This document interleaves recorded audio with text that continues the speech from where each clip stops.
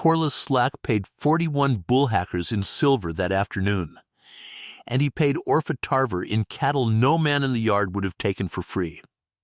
He did it at the same table, in the same hour, in front of all of them. Orpha Tarver did not cry. She did not argue the figure either. She read the receipt twice, put her name at the bottom of it, and asked him for the tally sheet. If you have ever been paid in something that was meant to insult you and had to carry it home in front of people, stay with me. Hit subscribe, because this one is for you. And drop a comment and tell me what city you are watching from. I would like to see how far this one travels tonight. Now, let's go back to Osgood, Dakota Territory. The fall of 1884. Osgood was a freight town. That is the whole of it. It sat 31 miles north and east of the railhead at Pierre, on a road that had been a trail, and was now, that year, something better. Around it lay Sully County, which is grass, and cattle, and wind, and long, low swells of ground that go on until they turn blue. There were 9 settlements scattered out through that grass. Not one of them had a rail line. Not one of them ever would. Everything they owned came in on wagons. Everything they sold went out the same way. That is not a figure of speech. Flour came in on wagons. Coal came in on wagons. Nails, window glass, coffee, seed wheat, school books, coffins, the pump for the town well, the bell for the schoolhouse. All of it crossed those 31 miles behind cattle. And the wool went back the other way, and the beef, and the hides, and the grain, and whatever else a family had managed to make out of a year. So the county did not run on money. It ran on feet. Ox feet. Thousands of them. A freight ox is not a beef animal. He is a machine that eats grass. He walks at 2 miles an hour, and he will do it 12 hours a day.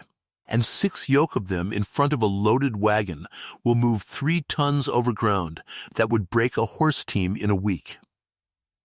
They are patient. They are slow. They are cheap to keep, because they feed themselves on the way, and that is the whole reason the plains west of the Missouri were freighted with cattle instead of mules. But they walk on a split hoof, 2 claws. Soft between, and that is the thing nobody outside the business ever thinks about. Orpha Tarver thought about nothing else. It was her trade. She was 29 years old that fall. She had been a widow for 22 months. She was a big woman, broad through the shoulders and heavy through the hips and arms, built like her father had been built. And in Sully County in 1884, that was a thing people felt entitled to mention. They mentioned it. She let them. Her father was Emery Dean. He had come up from Illinois in 1877 and set up the first blacksmith shop in Osgood, and it was not a horse shop, it was a cattle shop. Emery Dean shod work oxen, and he built the frame to do it in, and there were maybe 5 men between the Missouri and the Black Hills who could do the work properly. An ox cannot be shod like a horse. That is the first thing. A horse will stand on 3 legs. He is built for it. He will let you pick up a foot and hold it in your lap, and he will lean on you and complain. And that is a bad hour. But it is an hour any competent man can get through. An ox will not stand on 3 legs. He does not have the balance for it, and he does not have the temperament. Lift 1 foot on a 1,600-pound work steer and he goes over. Or you do. So you build a stock. Emery Dean's stock stood in the yard behind the shop, and when he died it came out to the yoke on 2 wagons and went up again in the shade of the cottonwoods. It was 14 feet long and 9 feet high, oak posts sunk 4 feet into the ground, a windlass on the near side, and 2 wide canvas belly slings that ran under the animal. You walked the ox in. You closed the tail bar. You took up the windlass until his weight came off the ground. Not much, just enough. And then you lashed the foot you wanted up onto a crossbar, and you had it. That is the frame. Anybody can build a frame. The rest of it is hands. You have to pair a claw that is horn all the way through and quick underneath, and the quick is not where it is on a horse. And if you go a 1/16 of an inch too deep, you have lamed an animal worth $55 in a county that has no spare ones. You have to know how a foot wears. You have to know that the outer claw takes the road and the inner claw takes the turn. And that a steer worked always on the near side of a yoke will wear crooked, and that a crooked foot will throw a shoulder, and a thrown shoulder will finish him. And then you have to nail iron to it. An ox shoe is not one piece, it is two. A little flat plate for each claw, thin as a butter knife, with 3 nail holes, and you set them so there is a hair of daylight between the two halves. Because the claws spread when he loads them, and a shoe that binds is worse than no shoe at all. That is 2 plates a foot. 8 plates an animal. And every one of them has to be shaped on the anvil to that particular foot, because feet are not alike, any more than hands are. Emery Dean could shoe 9 head in a long day. He started teaching Orpha when she was 11 years old, and he did not do it to be kind. He did it because she was the one who could hold. That is the part the county never understood and never wanted to. A foot in a stock is not a still thing. The animal shifts.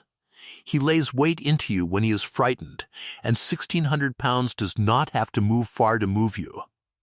You brace the leg against your own thigh and your own hip, and you take him, and you keep taking him, and you do not flinch when he throws, because the moment you flinch he learns it. It is not a job for a quick, strong man. It is a job for somebody who does not move. Orpha Tarver did not move.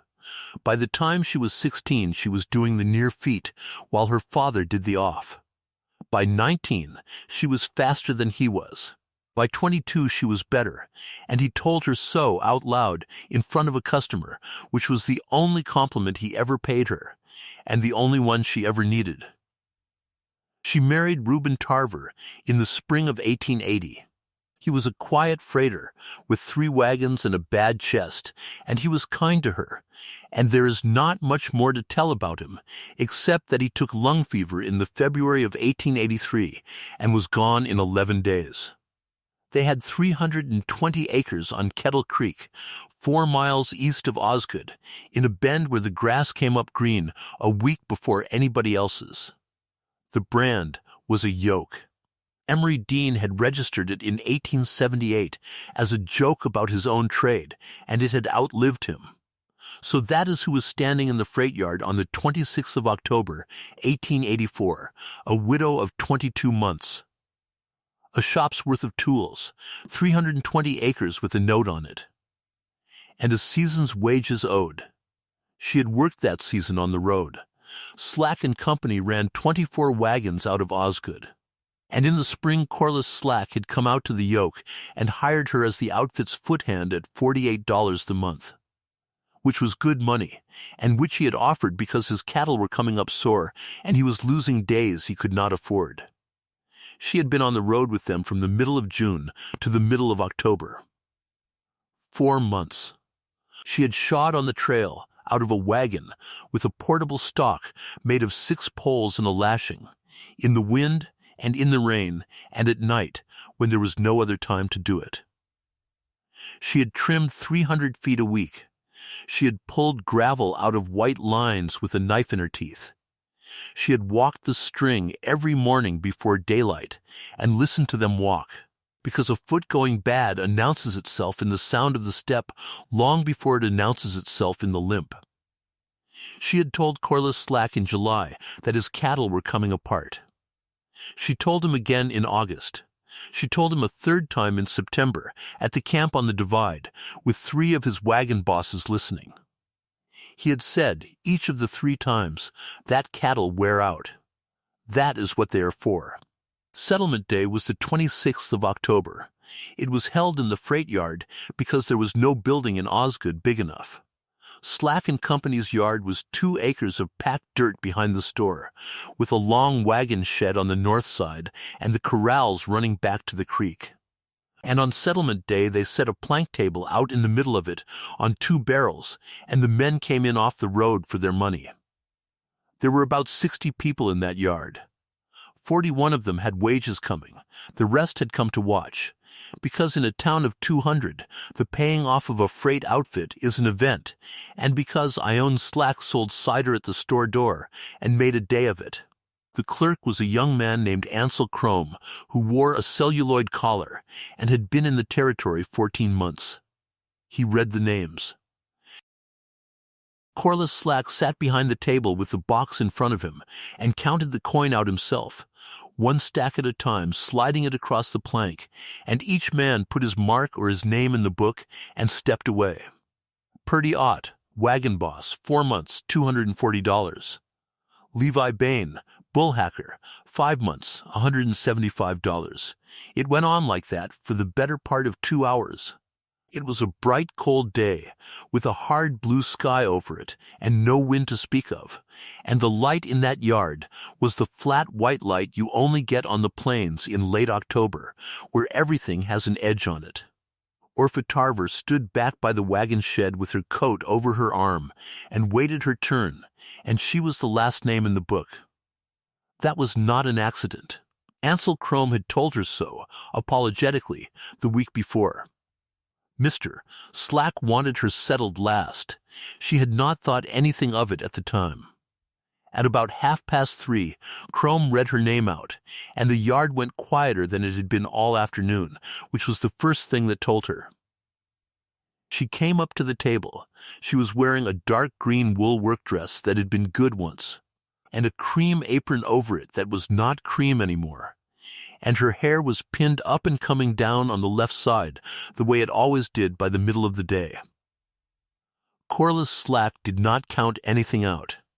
He was 52 years old, heavy in the chest, gray through the beard, and he had the manner of a man who has been the most important person in a small place for a long time. He put both hands flat on the plank. He looked up at her, and he smiled, because he thought what he was about to do was funny, and because he had told several men that morning that it would be.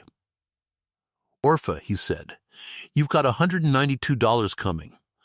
"I have," she said. 48 the month. 4 months. That's the figure. That's the figure. Well, he turned his head and looked out toward the corrals. And everybody in the yard looked where he looked, because he had spent 20 years teaching them to. "I'm short of coin. Season's been what it's been. You paid 41 men. I did. In coin. I did," Slack said, "and I'm short. So I'm going to settle you in stock." There was a sound in the yard then that was not quite laughing. Orpha Tarver stood where she was. Out in the far corral, against the creek fence, there were 64 head of work cattle standing in the cold. They had been brought in off the last trip and cut out of the string and put there on the 19th, and every man in that yard knew what they were. They were the season's culls. Sore-footed, gone in the feet, walked out on the metal, and worth nothing to anybody, because a lame ox cannot be sold as a work ox and will not carry enough flesh to be sold as anything else. In an ordinary year an outfit ran them off, or shot them for the hides in November, or gave them to whoever would take them away. "I'll settle you in the cull herd," Slack said. 64 head. I'll put them at $3 a head. 3 times 64 is 192. That squares us exactly, and I'd call that neat. Nobody in the yard moved. She said, "You're valuing work cattle at $3. I'm valuing those work cattle at $3. Sound stock is 55 at Pierre. Those aren't sound stock." "No," she said, "they're not." And Corliss Slack, who had thought about this and had a line ready, leaned back and delivered it to the yard rather than to her. "Lazy stock for lazy help," he said. There it was. You have to understand what that word meant, said about her. In that place, in front of 60 people.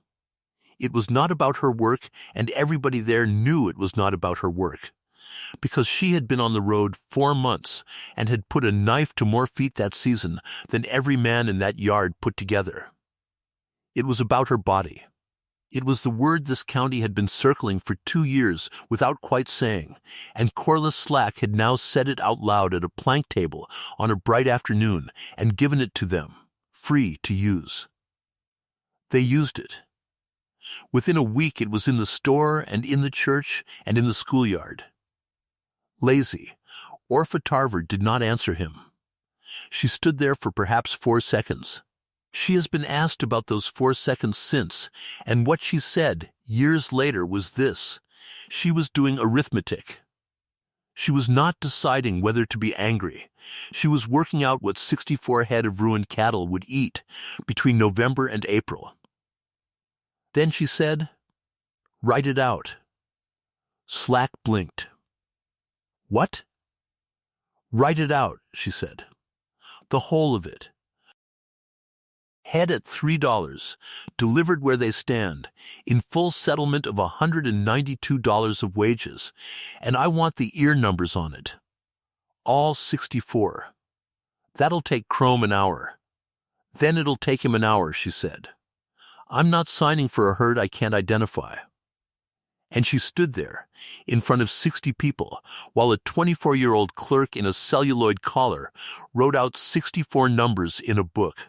And every one of those people had to keep standing there too, in the cold, because it would have looked bad to leave. That is the first thing anybody should know about Orpha Tarver. She could not stop them saying it, so she made them wait through it. At the back of the yard, leaning against the corner post of the wagon shed with his hat pushed back, a lean, weathered rancher of about 34 named Whit Aldrich watched the whole of it and did not say one word. He had come in for a load of coal. He owned the Keyhole, 27 miles northwest, 11,000 acres, and a good name, and he was Slack and Company's largest single hauling account. He watched her sign.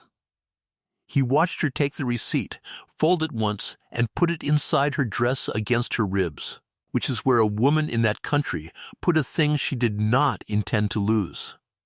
Then he watched her walk out to the far corral, alone, in her apron, and get up on the bottom rail with her arms over the top one, and stand there for a long time looking at 64 head of cattle in the flat white afternoon light.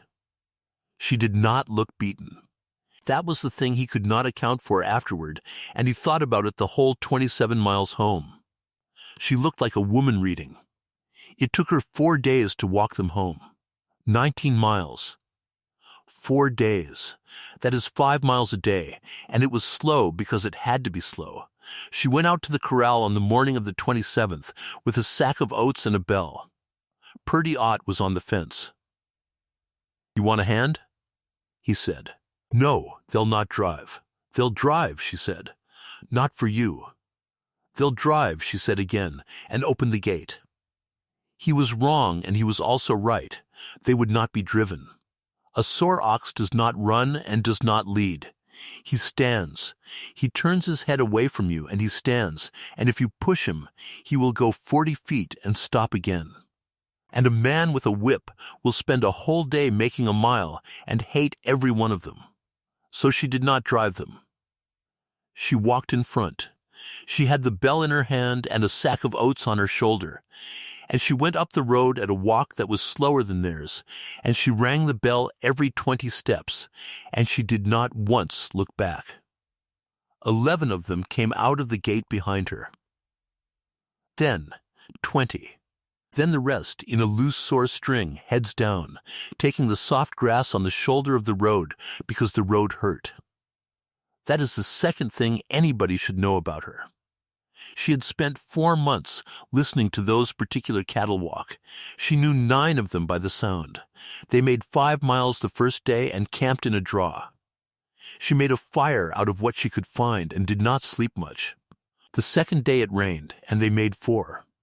The third day she lost one, a big red steer who lay down at noon and would not get up, and she sat with him for 2 hours, and then went on, and he came in behind her at dusk on his own. She got the whole 64 onto Kettle Creek on the afternoon of the 30th of October. Not one lost. Not one shot. In Osgood, the count on that was different. In Osgood, they had a number going in the store by the 28th, and the number was how many she would have left by Christmas. Levi Baines said 30. Ansel Crome said 40, because he was young and did not want to be unkind. Purdy Ott said 12. Corliss Slack said none. They're finished cattle, he said. That's why they were culls. It isn't a puzzle. She might winter them, said Neoma Bird. Neoma Bird ran the boarding house at the corner and had known Emery Dean and did not think much of Corliss Slack. She was 61, and she said what she liked. Winter them on what? Slack said. On what she's got. She hasn't got 40 tons of hay. No, Neoma Bird said. She hasn't. That was the true part, and it was the part Orpha Tarver had been doing arithmetic about in those 4 seconds at the plank table. Here is the arithmetic. A work steer will eat 25 pounds of hay a day, standing idle in winter, and more if it is cold, and it is Dakota, so it is cold. 64 head is 1,600 pounds a day. Call it 4/5 of a ton. Over 150 days, from the middle of November to the middle of April, that is 120 tons. She had 22 tons in the stack behind the barn. She had $37 in a tin. That is the whole of it, 22 tons, $37, and 64 cattle that could not walk. So on the 1st of November, she got up before light and did the thing she had been putting off, which was to go through her father's shop and decide what she was willing to sell. She sold the buggy. $22. She sold Reuben's good saddle to Hovey Prine for $14, and Hovey Prine, who freighted with 3 wagons and no help, said it was worth $20 and gave her $20. She sold 40 rods of wire, a grindstone, a set of wagon boxes, and her mother's clock. She did not sell the anvil. She did not sell the leg vise. She did not sell one tool out of the rack, and when Levi Bain came out on the 4th and offered her $30 for the whole of the shoeing kit, she stood in the doorway and said no, and he asked her why, and she said, because I'm going to need it, and he laughed all the way back to town and told 6 people. She went into Osgood on the 8th of November for nails and coffee. That was the first time it was said to her face, not behind her, not across a room, to her face, in the store, by a man who thought he was being friendly. And it is worth going slowly here, because this is how it actually works. Levi Bain was at the counter. So were 5 other people. Ione Slack was weighing coffee. Orpha, Bain said, how's the herd? They're eating. That's what they're good at. It is. Ott says 12. He grinned. I said 30. I want it known I was generous. That's generous. How many have you lost? None, not one, she said. Levi Bain looked around the store for support and got it. Well, he said, it's early, it is. You know what your trouble is, Orpha? You always did want the easy end of a thing. Your father was the same. He'd sit in that shop all day sooner than get up on a load. She set the nails on the counter. My father shod 9 head a day for 5 years. Sitting down. You cannot shoe a steer sitting down. It's a manner of speaking, Levi Bain said, and laughed, and then he said it, easily, the way you say a thing everybody has agreed on. You're lazy is all. Always were. No harm in it. Nobody in that store said anything. Ione Slack went on weighing coffee, and she did it very carefully, and she did not look up, and that was the whole of her contribution. Orpha Tarver paid for her nails. Levi, she said at the door. What, you've got 4 heads standing sore in your yard right now, the brindle and 3 others. He stopped grinning. How do you know that? Because I came past your place, she said. Bring them out when you want them looked at. $1.25 a head. He never did. She got outside, and Ansel Crome was on the boardwalk with his collar up, and he had been in the store. And he had said nothing either, and he had been going over that fact for about 2 minutes. Mrs. Tarver, Mr. Crome, I want to say I'm sorry. For what? For October, he said. The 64 numbers. He made me write them out, and he was laughing when he told me to. You wrote them out correctly. That isn't the same as being any help. Mr. Crome, she said, you are 24 years old, and he pays you. I asked for those numbers, and I got them. That's the only part that ever mattered to me. He stood there in the cold. They're wrong about you, he said. They are. Doesn't that eat at you? Every day, said Orpha Tarver, and got up on the wagon. She bought 26 tons of hay off the Ridenour place at $4.50, $117. That gave her 48 tons, and it was not 120, and she knew it was not 120 on the day she bought it. The rest she would have to find. You could sell 30 of them, Hovey Prine said. He had hauled the hay out for her, and he was standing in the yard with his hat in his hand. Sell 30, feed 34. That's arithmetic that works. Sell them to who? Somebody'd take them for the hides. At what? $1.50. So I'd have $40 and 34 cattle, she said, and I'd have thrown 30 head away. They're thrown away already, Orpha. No, they're not, she said. He waited. Hovey, she said, how old do you think that black steer is? The one with the crooked horn. He looked over at the corral. 9? 10? Look at his mouth. I'm not looking in a steer's mouth in my good coat. Then take my word, she said. He's 6. Hovey Prine did not say anything for a moment. 6, he said. 6, and the one behind him is 5. And the roan is 5. And the 2 spotted ones are 6, and the big red who laid down on me at Cottonwood is 6, and I have looked at every mouth in that corral, and 48 of the 64 are 5 and 6 years old. That can't be right. It's right. An ox works till he's 12, Hovey Prine said. 14, I know it. Then those aren't worn out. No, Orpha Tarver said. They're not, and that is where it starts. Not with a document, not with a confession. With a woman standing in a cold yard in November, telling a small freighter something he could have found out himself in 10 minutes, any day of the season, if he had thought to look.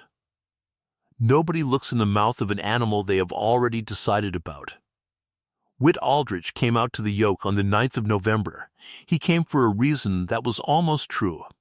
The keyhole had a wheel team going tender in front, 4 head, and he wanted them looked at before the winter hauling, and there was no other shoer nearer than Yankton.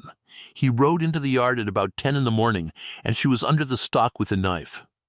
He sat his horse and waited. She did not stop. She was working on a spotted steer's off for, and she had the foot lashed up on the crossbar and her shoulder into the leg, and she was paring the outer claw down in thin curls, and she did not look up for the better part of 3 minutes. Ma'am, he said, finally, I know you're there. I can come back. You can come back or you can wait, she said, but I'm not leaving a foot half done. So he waited. It was 11 minutes. When she came out from under, she had blood on the heel of her hand, which was hers, and she wiped it on the apron and looked at him. Aldrich, she said. Keyhole, that's right. You were at the yard. I was. You didn't say anything. No, he said. I didn't. Most men would have said something. Most men did, Whit Aldrich said. That's about what I was thinking about at the time. She looked at him for a second longer than was comfortable, and then went and got a rag. You've got 4 head wanting shoes, she said. How do you know that? Because you didn't ride 27 miles to look at me. He almost smiled. 4 head. Wheelers, they're going short in front. Bring them Thursday. What do you charge? $1.25 a head. That's low. That's the price, she said. He looked past her at the corral, 64 heads standing in the cold sun on the creek side, and they looked exactly like what the county said they were, because a sore ox looks terrible. They stand with the weight rocked back. They shift. They lie down more than they should. "Can I ask you a question?" he said. "You can ask. What are you going to do with them?" "Feed them." "And then?" "Feed them some more. Orpha," he said, and it was the first time he had used her name. "There's men in town betting on how many you lose." "I know what the numbers are," she said. "Purdyot says 12. He came out here to tell me himself." "He didn't." "He did. On the 2nd. He stood right about where your horse is standing." Whit Aldrich looked at the ground for a moment. "What did you say to him?" "I said he was going to be wrong by 52. That was the first thing she ever said to him that made him laugh, and he was still thinking about it 3 days later when he brought his wheelers over. She shod all 4 of them in a day and a half, and he watched every hour of it, and what he saw changed what he thought he was looking at. He had been around work cattle his whole life. He had never once watched somebody red one. She did not start with the foot. She started 40 feet away, with the animal walking, and she made his rider take each steer up and back 3 times on the hard ground while she stood with her head tipped. "That one," she said, on the 2nd pass. "Off hind.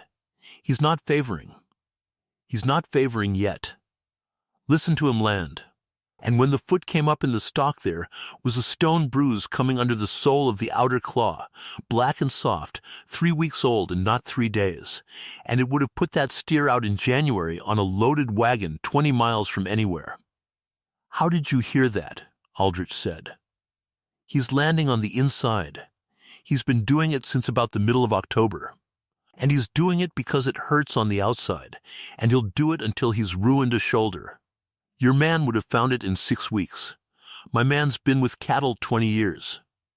Then he'll have found it in 5, she said, and went back under. On the 3rd week of November, it got cold in earnest and stayed that way, and she began to do the thing that took the whole winter. She trimmed all 64, not shod. Trimmed. There is no sense putting iron on a foot that is out of shape, and every foot in that corral was out of shape, and the only way to find out what was wrong with them was to take each one in hand and look. 8 a day, at the very best. Most days 5. Some days 2, because the stock froze, or because a steer went down in the slings and had to be let out and walked and brought back, or because her hands would not close. She started on the 18th of November, and she finished on the 21st of January. 64 head, 256 feet, 512 claws. And somewhere in the first 30 of them she stopped working like a shoer and started working like somebody taking evidence, because by the 30th foot she had understood that she was looking at the same injury 30 times. Not similar. The same. Every one of them, the outer claw worn down short and rolled under at the toe, the inner claw left long, the white line, the seam where the horn meets the sole, opened up and packed hard with grit, and the grit going up into it like a wedge. Cattle do not wear alike. That is the whole reason the trade exists. A near-side steer wears one way, and an off-side steer wears the other, and an old one wears differently from a young one, and a heavy one differently from a light one.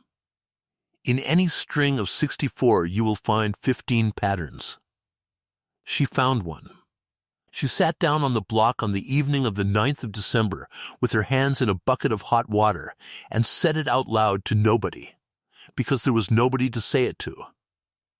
"That's not age," she said. "That's a road." She found the first piece of it on the 14th of December, in the off forefoot of the big red steer who had laid down on her at Cottonwood. The white line on that foot had opened up the way they all had.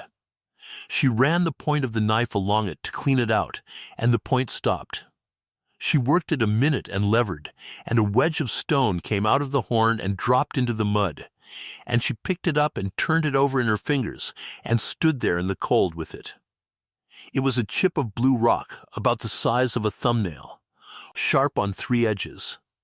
Not rounded, not water-worn, not a creek pebble. A fresh broken piece with a rust-colored seam running through the middle of it. She had seen that rock before. Every day of her life, in fact, but she did not get to that thought for another 6 weeks, because a person does not look at the thing that is always behind them.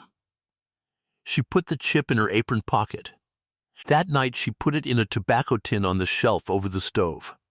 By the 21st of January, that tin held 41 pieces out of 29 different animals, and every one of them was the same blue rock, with the same rust seam, and every one of them had come out of the same place in the foot. That is not an opinion about cattle.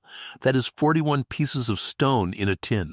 Here is what she knew by then, and it is worth setting out plainly, because the whole rest of it turns on this. A worn-out ox and a stone-cut ox look identical from 30 feet. Both stand rocked back. Both take short steps. Both lie down at noon. If you are a wagon boss with 24 wagons and a season to finish, you cut the ones that limp and you call them worn out. Because worn out is what cattle do, and because the cut is the same either way. The difference is in the foot, and it is absolute. A worn-out foot is thin and flat and dished, and the horn is dull and it crumbles at the edges, and the wear is uneven from animal to animal, because they are all different ages and have all worked different sides. That is what 12 years of hauling looks like. A cut foot is thick horn, with a bright edge and a healthy sole, wearing fast in one particular place, with the white line opened and packed. That is not age. That is something under the foot. And when 48 head out of 64 are 5 and 6 years old with sound teeth and heavy horn and the same injury in the same place, it is not something under the foot. It is something under all of them. She rode the road on the 4th of February. It was a hard, bright day, 11 degrees, no wind, and she took Hovey Prine's saddle horse because she had sold hers. Osgood to Pierre is 31 miles. The first 5 out of town are gumbo and always have been. Then the road climbs out of the Kettle Creek bottom and runs the divide for 22 miles, and it was that 22 miles the county had improved in the summer of 1884. She got down off the horse at the 9-mile stone and knelt in the middle of the road with her glove off. The metal lay 6 inches deep, and it was not bedded into anything. It sat on top of the old ruts, like gravel poured on a table. It had never been screened, so the pieces ran from the size of an egg down to dust, and there was too much dust and not enough egg. And it had never been rolled, which is the part that mattered, because rock that is not rolled never knits. It stays loose, it turns under a load, it stands up on edge. And it was fresh broken.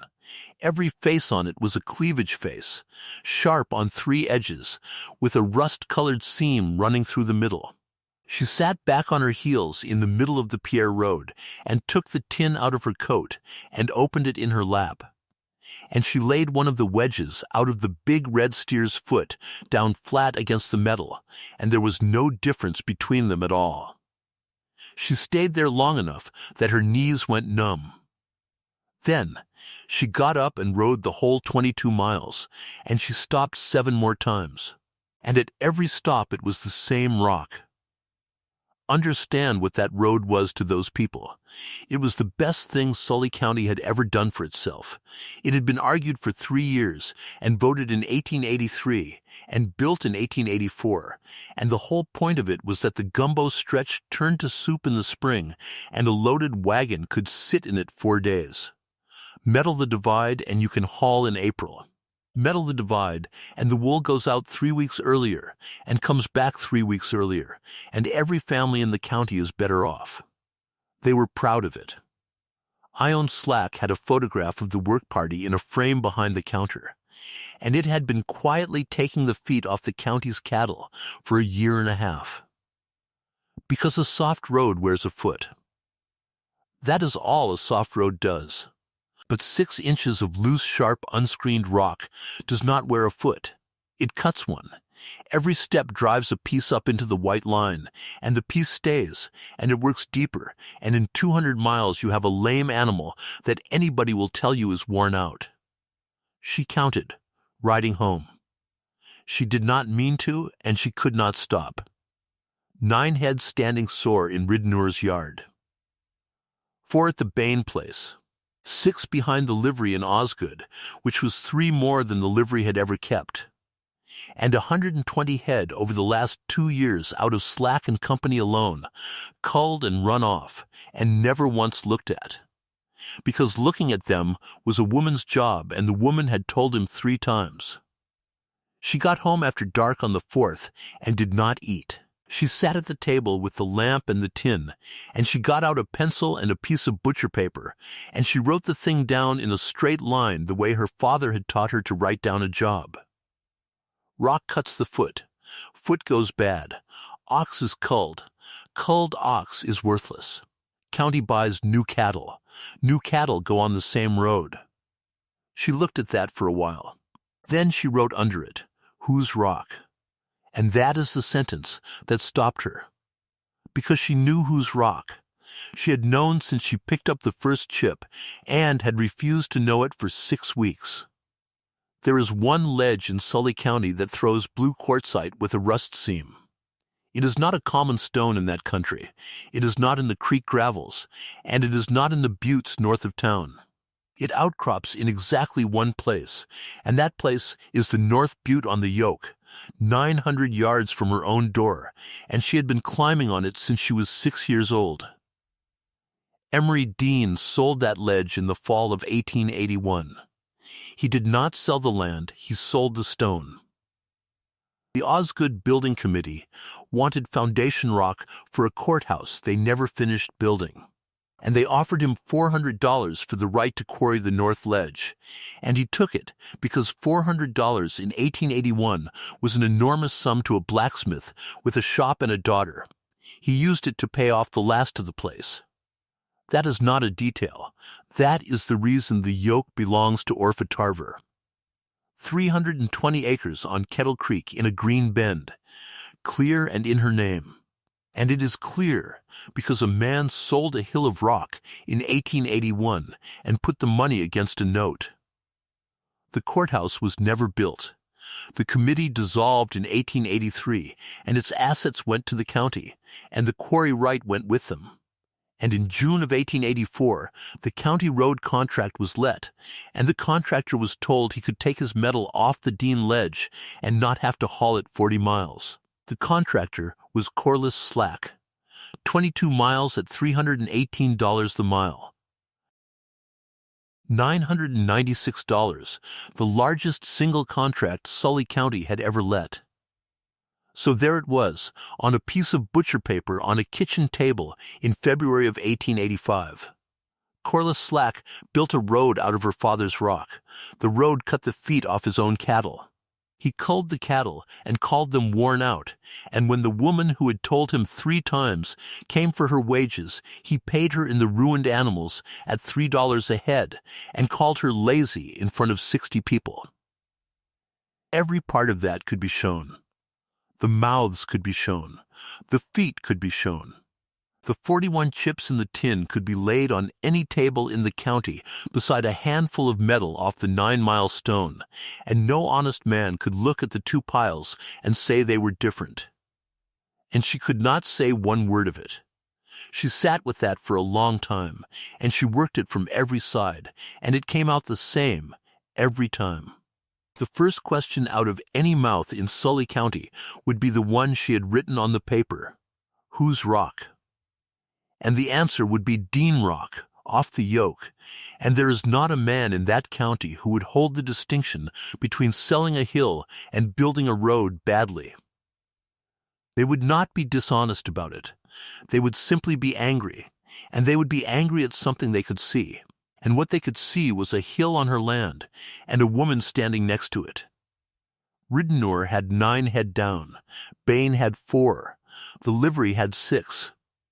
Multiply that out across 9 settlements and 2 seasons, and you are talking about 300 lame cattle at $50 a head. And every one of those owners would have a grievance, and the only thing in the county worth taking would be 320 acres on Kettle Creek. They would take the yoke, not out of malice, out of arithmetic. And they would take it on the strength of a claim she had made herself, out loud, in public, about feet, from a woman who was known that winter throughout Sully County as lazy. She put the pencil down. She sat there until the lamp got low, and then she folded the butcher paper into 4 and put it in the tin with the 41 chips and put the lid on and set the tin back on the shelf over the stove. She did not open it again in front of another human being for 14 months. That is the whole hinge of this story, and I want to be careful about it, because it is easy to make it into something it is not. She was not being noble. She said so herself, later in the plainest words anybody ever got out of her. I had one thing, she said. I wasn't going to spend it being right. So she did not say it. She did the other thing instead, and the other thing took her 11 months and cost her more than the truth would have. She went up into the shop loft on the morning of the 22nd of January, the day after she finished the last of the 512 claws, and she took stock of what was up there, 700 pounds of bar iron. Her father had bought it in 1881 out of the $400, 3/4 by 3/8 flat stock, and it had sat in that loft through 2 winters and a funeral because there had been nobody to work it. She carried it down 40 pounds at a time. Then she lit the forge, which had been cold since the 9th of February, 1883. An ox plate takes about 5 ounces of iron and 4 minutes at the anvil once you have your eye in. The plate her father made was flat, with 3 holes, and it covered the ground surface of the claw and nothing else. The plate Orpha Tarver made that winter was not the same. She widened the web on the outer edge by 1/4 inch and turned a small lip up over the wall so that it capped the white line. That is where the stone was going in. Cover the seam and the road cannot get into it, and a foot that is not being opened does not pack, and a foot that does not pack does not go lame. It is not a clever idea. It is an obvious idea. It is the idea any competent shoer would have after looking at 41 pieces of rock out of 29 animals, which is to say it was an idea nobody else in the territory was in a position to have, because nobody else had looked. She made 1,600 of them between the 22nd of January and the 1st of April. That is 200 headworth of iron sitting in kegs on the shop floor, in a county that had told her to her face that her cattle were finished and her trade was over. She had 4 customers. 4 customers. That was the spring of 1885. Hovey Prine, who had 3 wagons and 18 head and no money. Whit Aldrich of the Keyhole. Neoma Bird, who kept 2 old steers for hauling wood and did not need them shod, and had them shod anyway. And a Norwegian named Sivert Aas, out on the North Fork, who did not speak much English, and had therefore never heard the word the county was using. That was the list. Understand how strange that is. Sully County was, that April, a place with several hundred lame cattle in it. Every outfit in the county had animals going short in front, and the only person between the Missouri and the Black Hills who could put iron on a split hoof was sitting 4 miles east of town with 1,600 shoes in kegs and a stock frame standing empty in the cottonwoods. They did not come. I want to be honest about why, because it is the part people get wrong. They did not stay away out of cruelty. Cruelty takes effort. They stayed away because in October a man they trusted had said a word in a public yard, and the word had settled. And once a word settles on a person, it stops being a claim and starts being a fact, and you do not go and hire a fact. Lazy, it got said in the store. It got said at the door of the church on Sunday, kindly, in the voice people use for kindness. It got said in the schoolyard by people repeating their parents. Ione Slack said it the best, because she never said it at all. That poor woman, she would say. She has never been suited to it. And every person in Osgood knew exactly what she meant, and not one of them could have written it down. Orpha Tarver heard all of it. She went into Osgood every second Saturday for flour and nails, and she heard it, and she did not stop going, and she did not answer any of it, not once, in 11 months. Neoma Bird asked her about that in March. Doesn't it make you want to take a bar to somebody? Some days. Then why don't you say something? Because there's nothing to say that they'd hear. You could try. Neoma, she said, say I stand up in the store. Say I tell them the whole of it. What do they say back? The old woman thought about it. They'd say you were making excuses for your cattle. That's right. They'd say it was sour. That's right, too. Well, Neoma Bird said, it is a very hard way to live. It is, said Orpha Tarver, and bought her flour. The kindness came in March, and the kindness was worse. 2 women drove out from Osgood on a Sunday afternoon with a basket. Ione Slack and a woman named Pearl Rydenor, in a good buggy, in good coats, and they had a ham and 2 loaves and a jar of preserves, and every one of those things had been given honestly. Orpha Tarver was in the shop when they came. She washed and put her apron off and brought them into the kitchen and made tea. Because that is what you do. We have been thinking about you, Ione Slack said. That's kind, all winter. Out here alone. I've been busy. Have you? Ione Slack looked around the kitchen, which was clean, and at the hands on the table, which were not. Orpha, may I say something plainly? You may. You are not obliged to do any of this. Do what? This, a small movement of the hand that took in the shop, the frame, the corral, the whole of it. There is nothing that says a woman has to. Corliss would find you a place at the store. I have said so to him, and he is not against it. A place at the store. Keeping the books.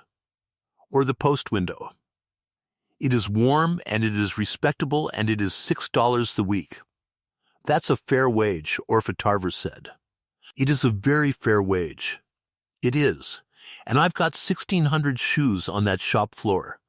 Pearl Rydenor put her cup down. You could sell those, she said. To who? Nobody answered.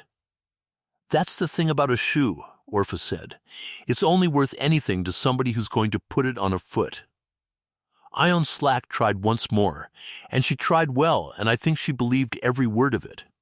My dear, she said, nobody thinks the less of you.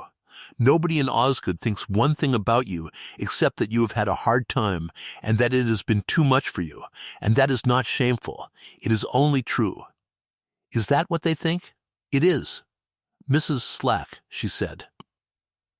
Say I take the post window.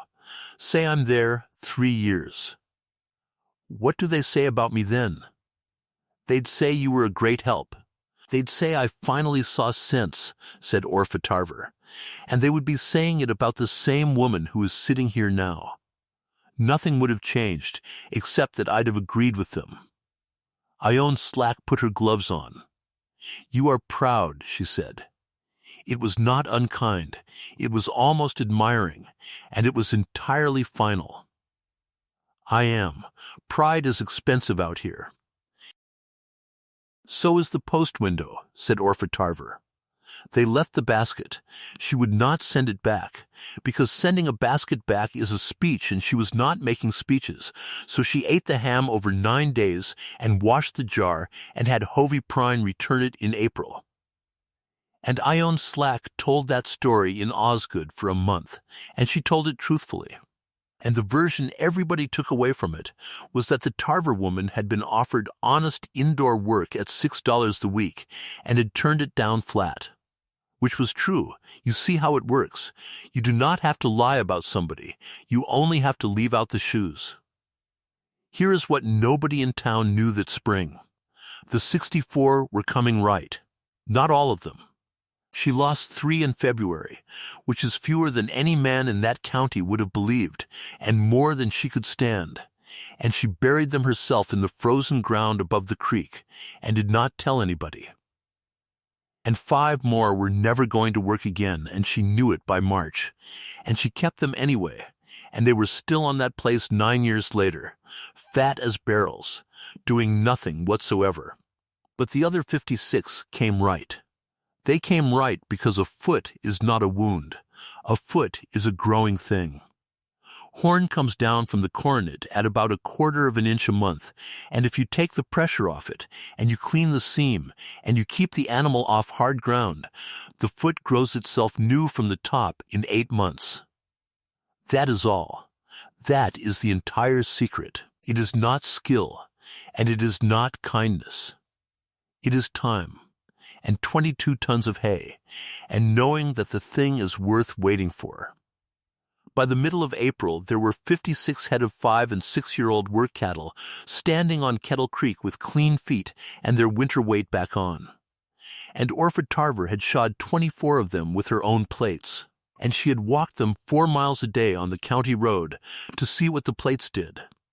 The plates worked. That is the whole of it. She checked them on the 9th of April, and again on the 20th, and there was not a chip of blue rock in a single white line, because the lip covered the seam and the road could not get in. She told nobody that either.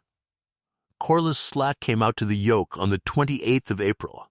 He came in a buggy with Ansel Crome driving, and he did not get down, and he sat there in the yard looking at the corral for a long time, before he said anything at all. Well, he said finally, "You've got more of them left than I'd have said. I've got 61. 61. You said none." "I did say that," Slack said. He was not embarrassed. He had never in his life been embarrassed. "I'll say something else now. I'll buy them back." She wiped her hands on the apron and came over to the buggy wheel. "At what?" $8 a head. 8. That's $488 for the 61 cash today, and I'll send men out Thursday to walk them off. That is a very great deal more than you gave for them. I gave $192 of my own wages for them. You gave nothing for them."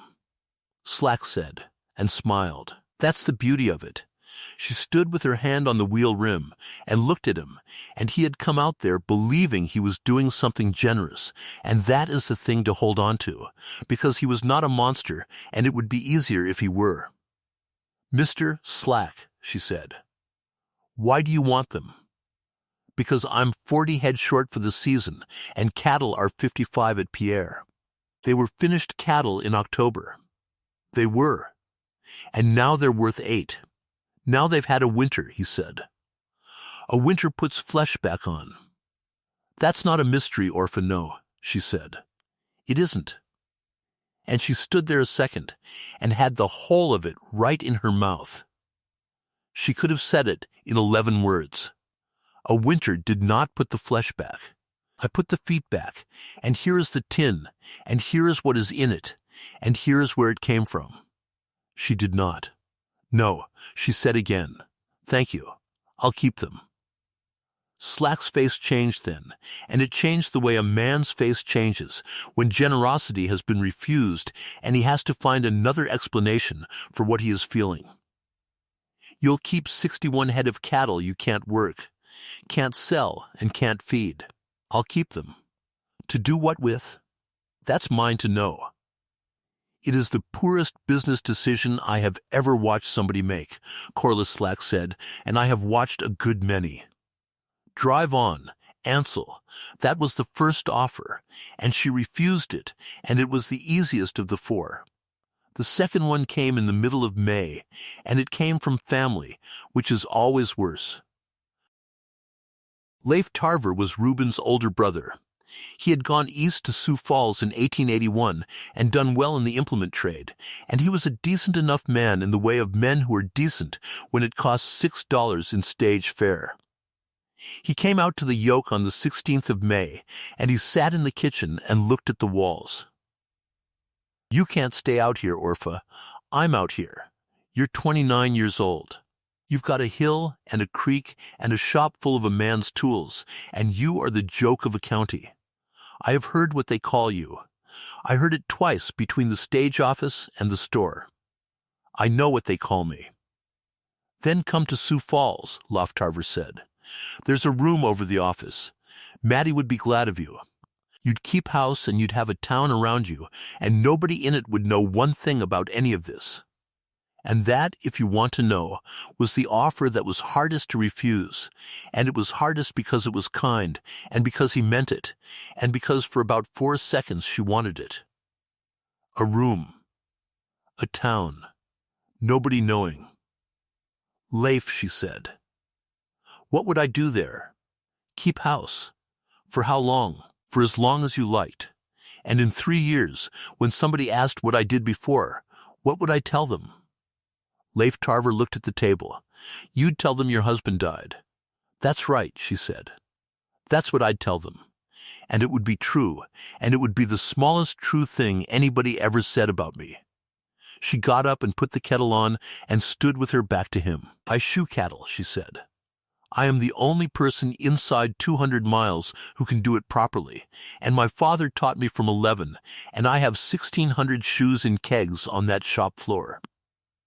If I get on a stage with you, I am a woman who used to be something. I'd rather be a joke that can still do the work." He stayed 2 days and went home and sent her $20 in June, and she sent it back. And they wrote at Christmas for the rest of their lives. Now, in the same week that Leif Tarver sat in that kitchen, Sully County was spending $8,640. Here is how that happened, and you have to see it as they saw it, because otherwise it looks like foolishness, and it was not foolishness. It was a reasonable answer to the wrong question. The county's cattle were going bad. Everybody could see it. Reed Noor was short 9 head. Bain was short 4. Slack and Company had culled 120 head in 2 seasons. And the freighting was slowing down all over the county. 4 days to Pierre where it used to be 3. Wagons standing in yards, loads split into 2 trips. So the freight men met in the schoolhouse on the 2nd of May, and they diagnosed it. They decided the problem was the cattle. Specifically, they decided the problem was Dakota-raised cattle. Light-boned, grass-fed, never made for road work. What a man wanted was heavy Missouri stock, corn-fed, big-footed, bred in a country with real roads. Corliss Slack put up half. Ridnour and 4 others put up the rest. They sent a man to Sedalia, and he bought 120 head of heavy Missouri work oxen at $72. Delivered to Pierre by rail on the 19th of May. $8,640. To put that number where it belongs, it was more money than the entire assessed valuation of every building in Osgood. It was the biggest thing Sully County had ever bought with cash. There were 41 men at the Pierre stockyards to watch them come off the cars, and Ansel Crome wrote a paragraph about it for the Oneida paper. And the paragraph used the word future twice. They were beautiful cattle. That is not sarcasm. They were enormous, deep-chested, heavy-boned Missouri steers with feet like dinner plates, and they cost $72 apiece because they were worth $72 apiece. Orpha Tarver went in to see them. She rode in on the 20th with Hovey Prine and stood at the Osgood corral in a crowd of about 70 people, in her apron at the back. And she watched 120 head of the finest work cattle anybody in that county had ever seen come down the road from Pierre. Whit Aldrich found her at the fence. "You came in for this." "I did."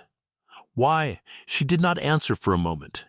She was watching the way they walked, and he watched her watch. "Because I wanted to see them sound," she said. Once, he turned his head. "Say that again." "No," said Orpha Tarver. "I don't believe I will." The Missouri cattle went on the road on the 25th of May. They were magnificent for 11 days. Slack and Company ran 3 strings of them, 8 yoke to a wagon, and the loads went up from 3 tons to 4 1/4. And Perdiot made Pierre, and back in 2 days with 6 wagons, and came into the yard grinning like a man who has been proved right about something. That, he said, is what a road is for. On the 19th of June, 71 of the 120 were short in front. By the 4th of July, it was 96. I have gone back and forth about how to tell this part, because it is the part that ought to be satisfying and is not. It is not satisfying. It is $8,640 going bad in 6 weeks while everybody watches. And the watching is the worst of it, because there were 200 people in Sully County who had a chance to understand what they were looking at, and not one of them looked down. They looked everywhere else. They blamed the grass. Missouri stock is corn raised, the argument went, and Dakota grass is too washy to hold flesh on a big-boned animal, and a steer that is losing condition will go tender. They blamed the water. There is alkali in half the sloughs west of Osgood, and everybody has an opinion about alkali. They blamed the change of climate, the change of feed, the rail cars, the drovers, the season, and a man at Ridenours said it was the altitude, which is a remarkable thing to say about the Dakota Plains, and nobody laughed at him. They sent to Yankton for a cattle doctor. He came up on the 14th of July, a serious man named Bartholomew Rue, with a leather case and a fee of $60. And he spent 2 days looking at those cattle, and his opinion was written out and read at the schoolhouse to about 90 people. It was the water. He recommended hauling drinking water to the road camps and adding a half-pound of salt to the feed, and the county did both at considerable expense for the rest of the summer. Bartholomew Rue never picked up a foot. Not one in 2 days. Hovey Prine tried. That is a thing I want on the record, because he was a small man with 3 wagons and nothing to gain. And he stood up in the schoolhouse on the 14th of July in front of 90 people and said it out loud. It's the road, he said. There was a silence of the particular kind. It's the metal on the divide. It's cutting them. I've got 4 head with rock driven up in the white line, and I can show anybody here that wants to see it. Corliss Slack did not even stand up. Hovey, he said, whose feet have you been looking at? And that was the end of it, because everybody in that room knew exactly whose feet Hovey Prine had been looking at, and 3 men laughed, and Hovey Prine sat down and did not speak again, and it was 4 months before he told Orpha Tarver he had tried. I made it worse, he said.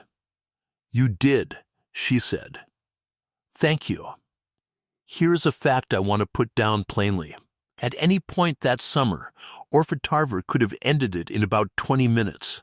She could have walked into the schoolhouse with a tin, 41 chips out of 29 animals, and a handful of loose metal off the 9-mile stone, and a knife and 1 lame steer in the street outside. She could have opened a white line in front of 90 people and taken a piece of blue rock out of it and set it down on the table beside a piece off the road. They would have argued. Then they would have stopped arguing, because a thing you can hold in your hand is difficult to argue with. And the next question would have been, whose rock? And the answer was 900 yards from her kitchen door. And by the 1st of September, there would have been 20 men with a lawyer standing on Kettle Creek. She had one thing. She was not going to spend it being right. So she shod cattle for 4 customers and hauled her own freight, and that is how she lived through the summer of 1885. The hauling started in the 2nd week of July, and it started because she needed $212. That was the note on the yoke. Del Mattox at the Osgood Bank held it, $212, due the 1st of October, and it was the last of what Reuben had borrowed in 1882 to buy the North 160.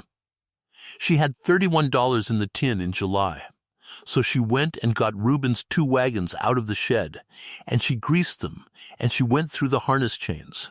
And she put 8 yoke on them, 16 head of the cull cattle out of the Slack corral, shod with her own plates, and on the 13th of July she hauled 2 tons of wool for Sivert Os from the North Fork to the railhead at Pierre.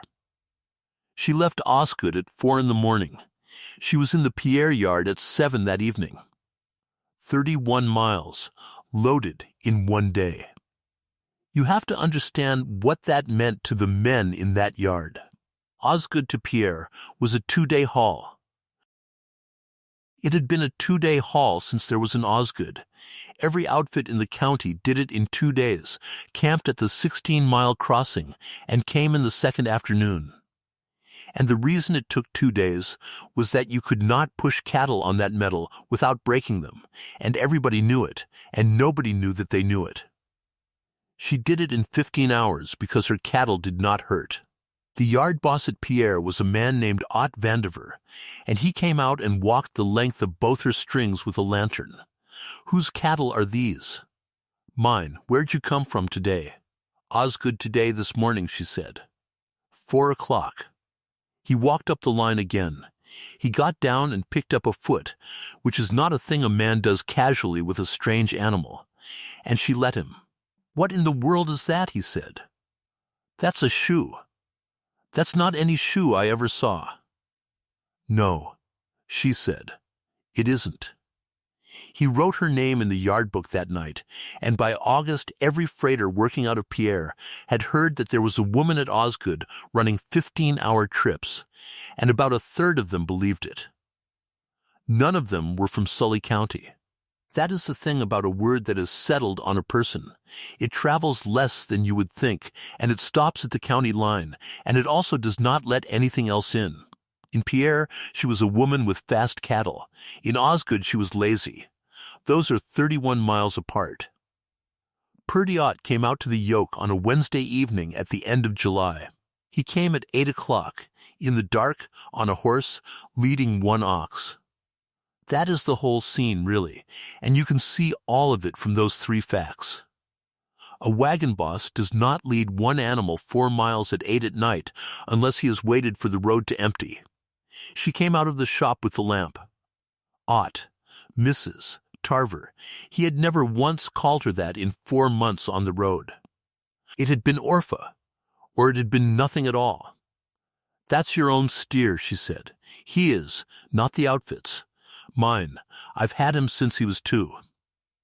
She lifted the lamp and looked at the animal and then at the man, and Purdy Ott stood there, holding a rope in front of a woman he had bet against in a store. Off 4, she said. How do you know that in the dark? He's standing on 3. Bring him in. She got him in the frame and up in the slings and took the foot, and it was bad. It was 4 months of bad.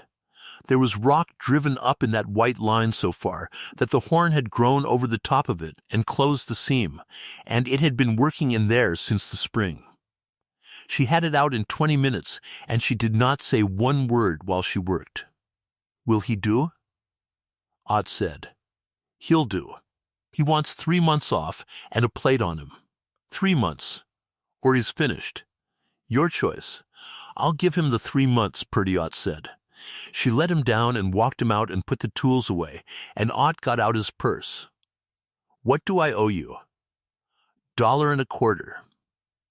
He paid it. Then he stood there. Mrs. Tarver, yes, I'd take it as a kindness if this didn't get about. And there it is. There is the whole county in 1 sentence, said in a dark yard, by an honest enough man who had spent 9 months telling people she was a joke and had just walked 4 miles in the dark to have her save an animal he loved. She wiped the knife on her apron. Ott, she said, do you know what's in that foot? Rock. Where from? He did not answer. Where from? She said again. I've hauled that road 400 times, Purdy Ott said. I know what's in it. Then say so. I can't. Why can't you? Because I'd be saying my outfit ruined its own cattle, he said, and because Corliss Slack has fed my family since 1881, and because I am 49 years old, and I am not going to get another string. She looked at him a long moment. All right, she said. All right? It won't get about. Not from me. He got up on his horse, and then he sat there, and she has said since that she thought he was going to say something worth having. You were right in September, he said. On the divide. When you told him. I know I was. I heard you tell him and I said nothing. I know that too. Perdiot turned the horse. 12, he said. I said you'd have 12 left. That was a poor thing to say. It was. How many have you got? 61, said Orpha Tarver.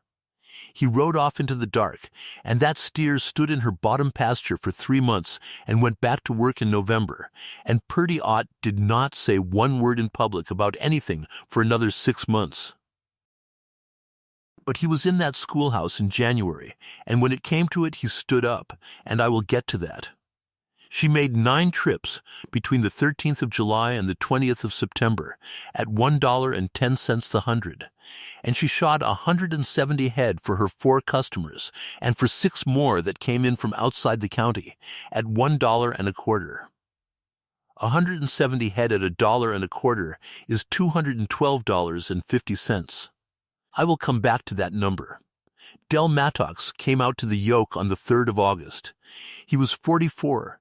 Careful, not unkind, a banker in a town with 200 people in it, which means he knew every private thing about every one of them, and had to sit in church with all of them on Sunday. Orpha, he said, I'll be direct. I'd like that. You've got 212 due on the 1st of October, and you're not going to have it. What makes you say so? Because I know what you take in, and I know what hay costs. He turned his hat in his hands. Now, I don't want your place. I want that understood. I'll write you a new note. $500, 3 years, and it clears the 212 and leaves you 288 in hand to work with. Secured on what? On the place. Same as now. On all of it? On the 320, Del Mattox said, and on the North Butte. And there it was, and he did not even know he had said anything. Why the Butte, she said, because it's part of the 320. It's rock and grass. It runs 4 head. It's part of the 320, Orpha. That's all. It's how a note is written. She was quiet for a bit. No, she said. Thank you. I'll pay the 212. With what? With money. Orpha, Mr. Mattox, she said. You are being decent, and I know it. But I have got exactly one thing that is mine, and if I sign that paper I have got $288 and a landlord. He put his hat on. You are the most obstinate woman in this county. I've been called worse this year, she said, and by better men than you. He laughed. He could not help it. He was still laughing when he got in the buggy, and he told that story at the bank for 20 years. And he always told it with the word she used, which was worse, and he never once told it with the word they used. That was the 3rd refusal. Now, the summer wore along and the county got quietly frightened, and in August it stopped being quiet. Because here is what Sully County was carrying into the fall of 1885. 96 of the 120 Missouri cattle were tender or worse. Slack and Company's own string was down to 88 soundhead out of a working requirement of 144. Ridenour was short. Bain was short. The livery was short. And every single pound of the county's year had to cross those 22 miles of metal between the 20th of August and the middle of October. Everything. The wool clip. The beef. The wheat off the bottoms, and coming back the other way, before freeze up, coal for 9 settlements, flour, salt, seed, glass, iron, the winter's everything. Because when the road shuts in November, it is shut until April, and there is no second chance. And there was one more thing, which most people in Osgood did not know until the 9th of August, when Ansel Crome told Neoma Bird, and Neoma Bird told everybody. Slack and Company held the government hauling contract to the agency across the river. It was the outfit's biggest single piece of business. It ran from the 1st of September to the 1st of October, and it carried a forfeit bond of $500 if the freight was not delivered on time. Corliss Slack, on the 9th of August, 1885, needed 296 head of soundwork cattle in 3 weeks. He had 88. And there were, within 200 miles of him, exactly 2 people who could put a work ox back on the road. One of them had been in his ground since 1882. The other one was 4 miles east of town, with 1,600 shoes and kegs, 61 head of his own culls standing sound and fat on Kettle Creek, and a tobacco tin on a shelf over her stove. Whit Aldrich rode out to the yoke on the evening of the 12th of August. He had been out 9 times that summer, which is a number I did not mention as it was happening, because she did not think about it as it was happening. And he had never once come without a reason, and the reasons had been getting thinner since about the middle of June. He found her at the forge. "He's coming out here," he said. "I know it. You know." "Hovey told me Monday." She set the hammer down. "He'll be out Friday or Saturday. He'll come himself, and he'll bring chrome. And he'll sit in the buggy the way he did in April." "What are you going to do?" "I'm going to shoe his cattle." Whit Aldrich stood there in the door of that shop for a good while. "Orpha," he said, "that man called you lazy in front of 60 people. He did, and you're going to put his outfit back on the road." "I am." "Why?" And she told him, and it is the plainest thing she ever said, and I have thought about it a great deal. "Because 9 settlements need coal," she said, "and because I want the work." He was quiet. "There's a third reason," he said. "There is." "What is it?" "When I'm done," said Orpha Tarver, "not one man in this county will be able to say that word about me without another man in the room knowing it's a lie. That's not the same as them stopping. But it's the part I can build." Aldrich looked at the kegs on the floor. 1,600 iron plates made over a winter by a woman with 4 customers. "You knew," he said slowly. "In January. You knew this was coming. I knew the road was going to keep doing what the road does. That's not the same thing." "No," she said. "It's a great deal duller. Go home." Whit Corliss Slack came out to the yoke on Saturday the 15th of August, 1885, and this time he got down out of the buggy. That is a small thing, and it is not a small thing. In April he had sat up on the seat and talked down at her over a wheel, and in April he had been doing her a favor. In August he came across the yard on foot, with his hat in his hand, and Ansel Crome stayed with the horses. And Whit Aldrich, who had found a reason to be there since 8 that morning, sat on the corral rail 40 feet away and did not offer to leave. "Orpha," Slack said. "Mr. Slack, I expect you know why I'm here. I expect I do." He looked around the yard. The stock frame stood in the shade of the cottonwoods with a bay steer in it, half done. There were 61 head of his own former culls out on the creek grass, slick and heavy and standing square on all 4 feet, and he had not seen them since April. And I would give a good deal to know what went through him when he counted them. "I need 296 head shod," he said, "by the end of September. You need 296 head shod by the 1st of September, or you forfeit $500 on the agency haul. And you need the rest by the end of September, or 9 settlements go into the winter without coal." He did not ask how she knew. "That's about the size of it," he said. "It isn't 296 head either, it is. It's 296 head you've counted," she said. "It'll be 250 when I've looked at them. Some of yours are past me. How many? I won't know till I've had them in the frame. Call it 40. Could be 50. Corliss Slack turned his hat around once. "What do you want?" he said.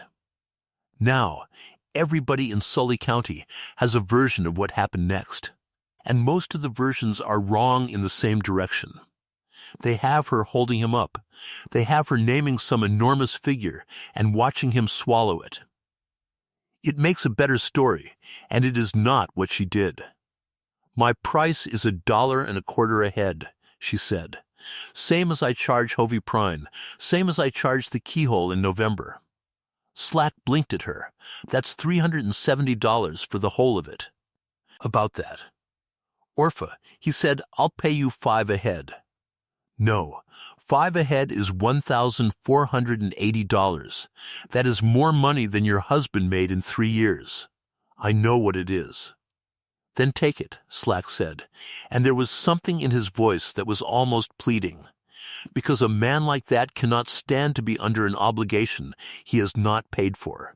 Take it and we are square, and nobody in this county has anything to say about it. That's the trouble, she said. What is? She wiped her hands on the apron and looked at him straight. If I take 5 today, then $1.25 was never my price. It was just what I could get out of Hovey Prine when I was down. And next spring, when this is over, and everybody has their coal, the story in the store won't be that I shod 250 head in 6 weeks. It'll be that I had this county over a barrel in August, and I squeezed it. That'll be the new word for me, and I'll wear that one for 10 years. She let that sit. $1.25, she said. It was my price in November, and it's my price now. That's the whole of what I've got, Mr. Slack A price that doesn't move. Whit Aldrich told me once that he had to get down off that rail and walk around behind the barn, and that he was 34 years old and had never in his life wanted to hit a fence post so badly. All right, Corliss Slack said. $1.25. There are conditions. There would be. They're not about money. Say them. So she said them, and Ansel Crome wrote them down in the buggy on a leaf out of the daybook, and that leaf is the reason we know them exactly. 1. The work is done here.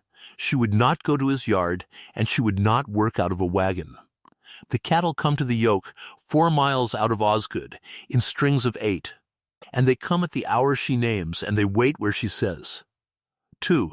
She takes them in her order. The sorest first, not the ones he needed first. He argued that one for 10 minutes and lost. 3 handlers, paid by him at $3 the day, and she picks them. She picked Hovey Prine to lead, which put a man with 3 wagons in charge of Slack and Company's cattle for 6 weeks. And Slack knew exactly why she had done it and could say nothing at all. 4. Any animal she turns down is turned down for good. No second look, no appeal, no bringing him back in a fortnight with a different man leading him. 5. And this is the one Crome wrote out twice, because he did not believe it the first time. She would take no payment until the last animal was out of the frame. Not $1 in advance, nothing on account. Why, Slack said.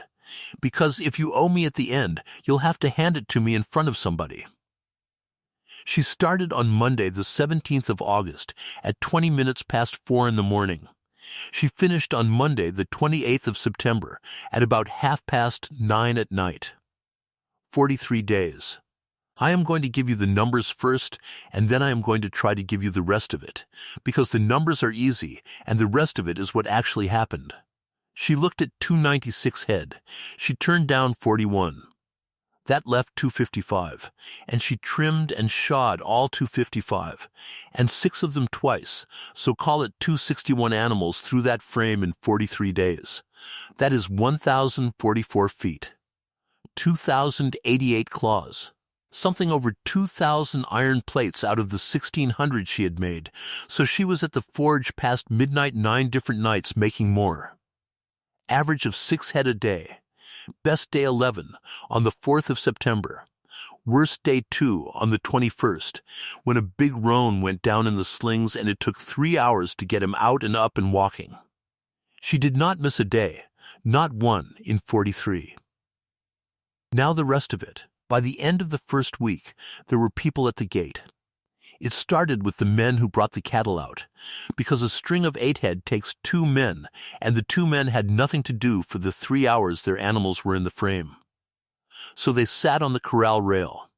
And then they got down off the rail and came closer, because there is nothing on this earth as interesting as watching somebody do a thing well that you cannot do at all.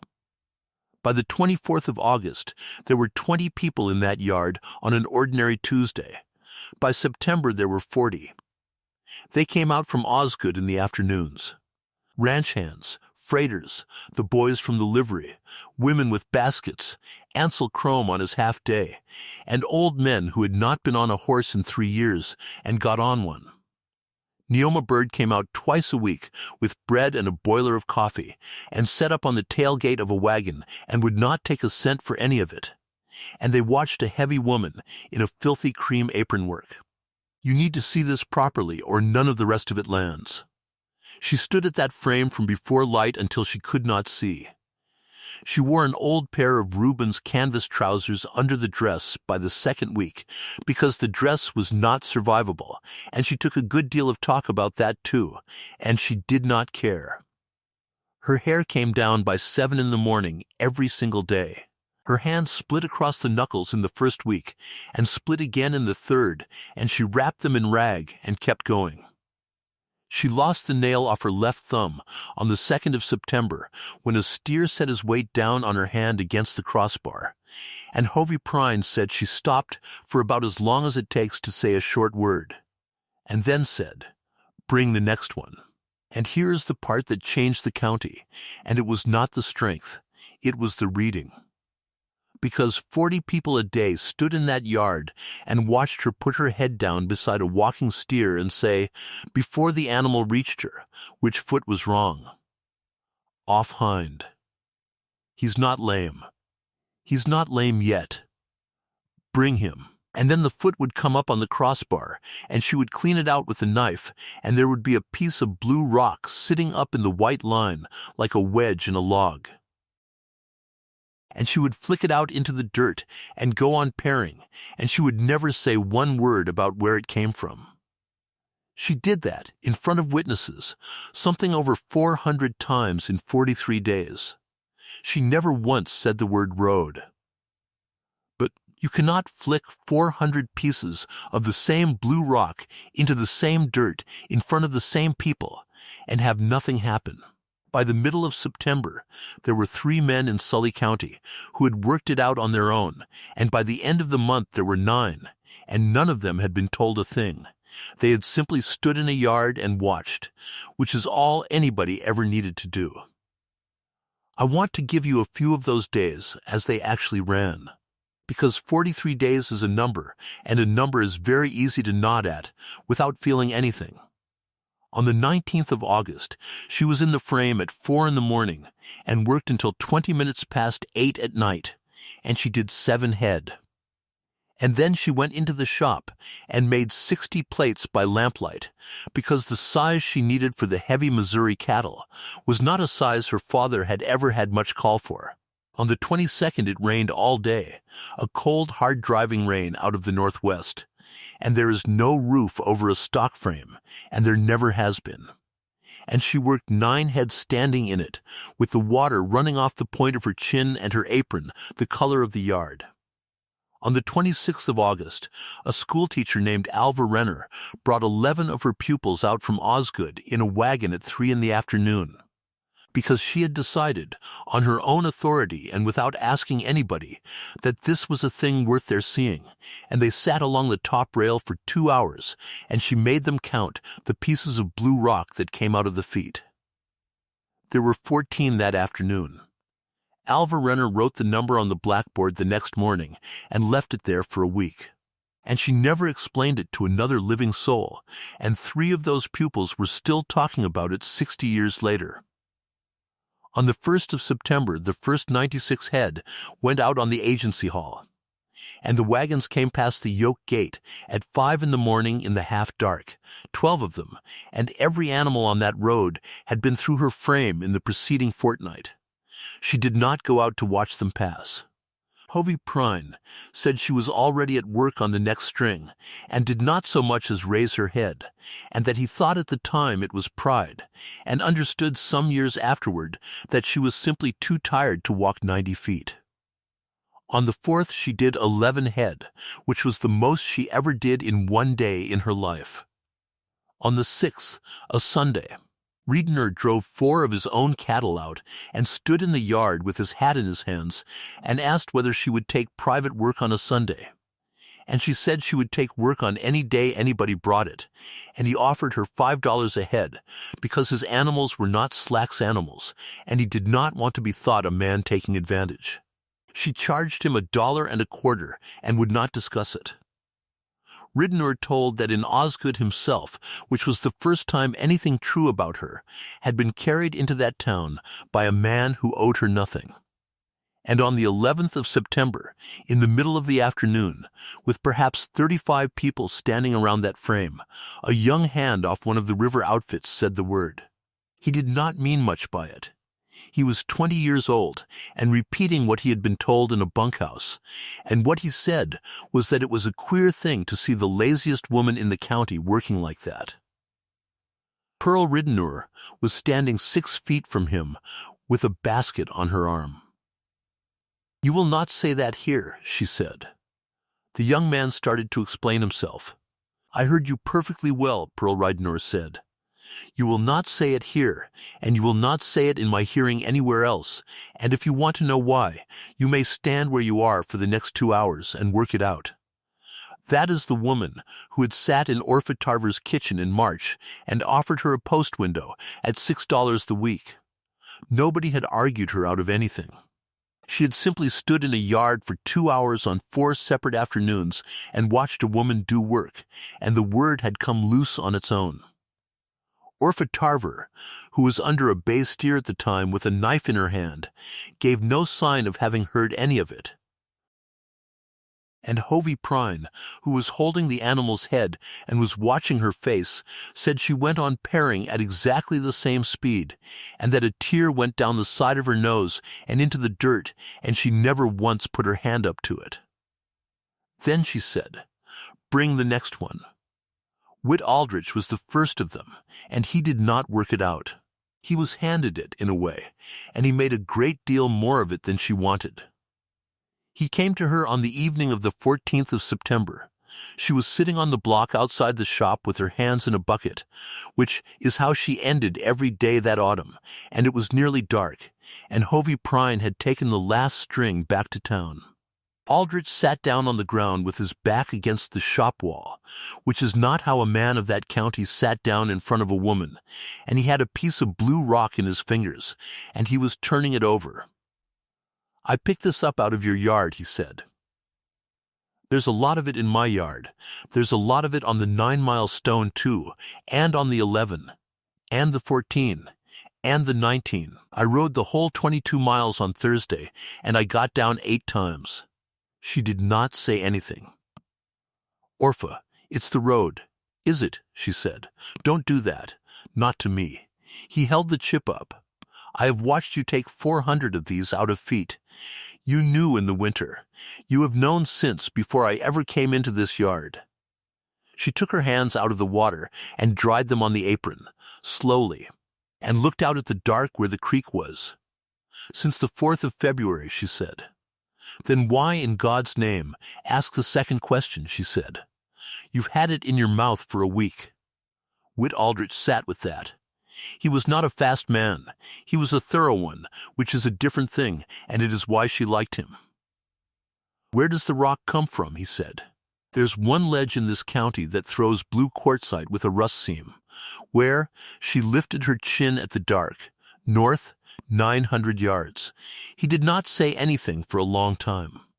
"My father sold that ledge in 1881, she said. $400 to the courthouse committee for foundation stone. The courthouse never got built. The committee went under in 1883, and everything it had went to the county. And in June of 1884, the county told its road contractor he could take his metal off the Dean Ledge instead of hauling it 40 miles. So it isn't yours. You didn't sell it to the road. No. You had nothing to do with it. No. Then it makes no difference at all," Aldrich said. "Whit," she said, and she said it gently, "you are the only man in Sully County who would say that sentence. And you would still be the only one after 6 months of arguing about it." He got up off the ground. "Then I'll say it," he said. No, listen to me. I've got 11,000 acres and a name in this county and no note on anything, and there is not one man here can touch me. I'll stand up at the schoolhouse, and I'll lay it out. The rock, the feet, the tin, all of it. It comes from me, and not from you, and nobody ever has to know you had a thing to do with it. And this is the fourth refusal, and it is the only one that ever came close. She stood up off the block. Say it's you, she said. Say you stand up. What's the first thing Corliss Slack asks you? He can ask what he likes. He asks how you know. And you say, I have been out at the yoke 30 times this summer. And there is the whole of it. With the whole county hears one thing, and it is not the road. It is that the widow got at you. Let them. And then they don't hear the rest, she said. That's the part that matters. If it comes from you, it's gossip about me, and the road stays exactly as it is, and it takes another 300 feet next summer. So what do you want? For it never to come out? I want it to come out, Orpha Tarver said, from somebody in this county who worked it out with his own eyes, standing in a yard, without one word from me. Because that man they'll believe. And when he says it, I want to have shod 250 head in front of him first. Whit Aldrich stood there in the dark for a while. You've thought about this a great deal, he said. I've had a quiet year.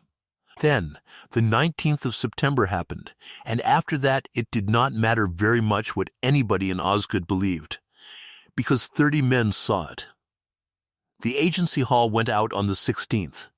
14 wagons, 112 head, loaded heavy, and the last 8 wagons were made up out of cattle she had put through the frame in the last week of August. On the afternoon of the 19th, at the 11-mile stone on the divide, Purdy Ott's string came apart. It was not the shod cattle. That is the thing. It was the 6 pairs Slack had put in at the last minute out of his own yard, without sending them out to her, because he was short, and because he thought 6 head would not matter. And 4 of those 6 went down inside 2 hours of each other on the worst 3 miles of that road, and when a wheel yoke goes down under a loaded wagon, 11 miles from anywhere at 5 in the afternoon, you are finished for the season.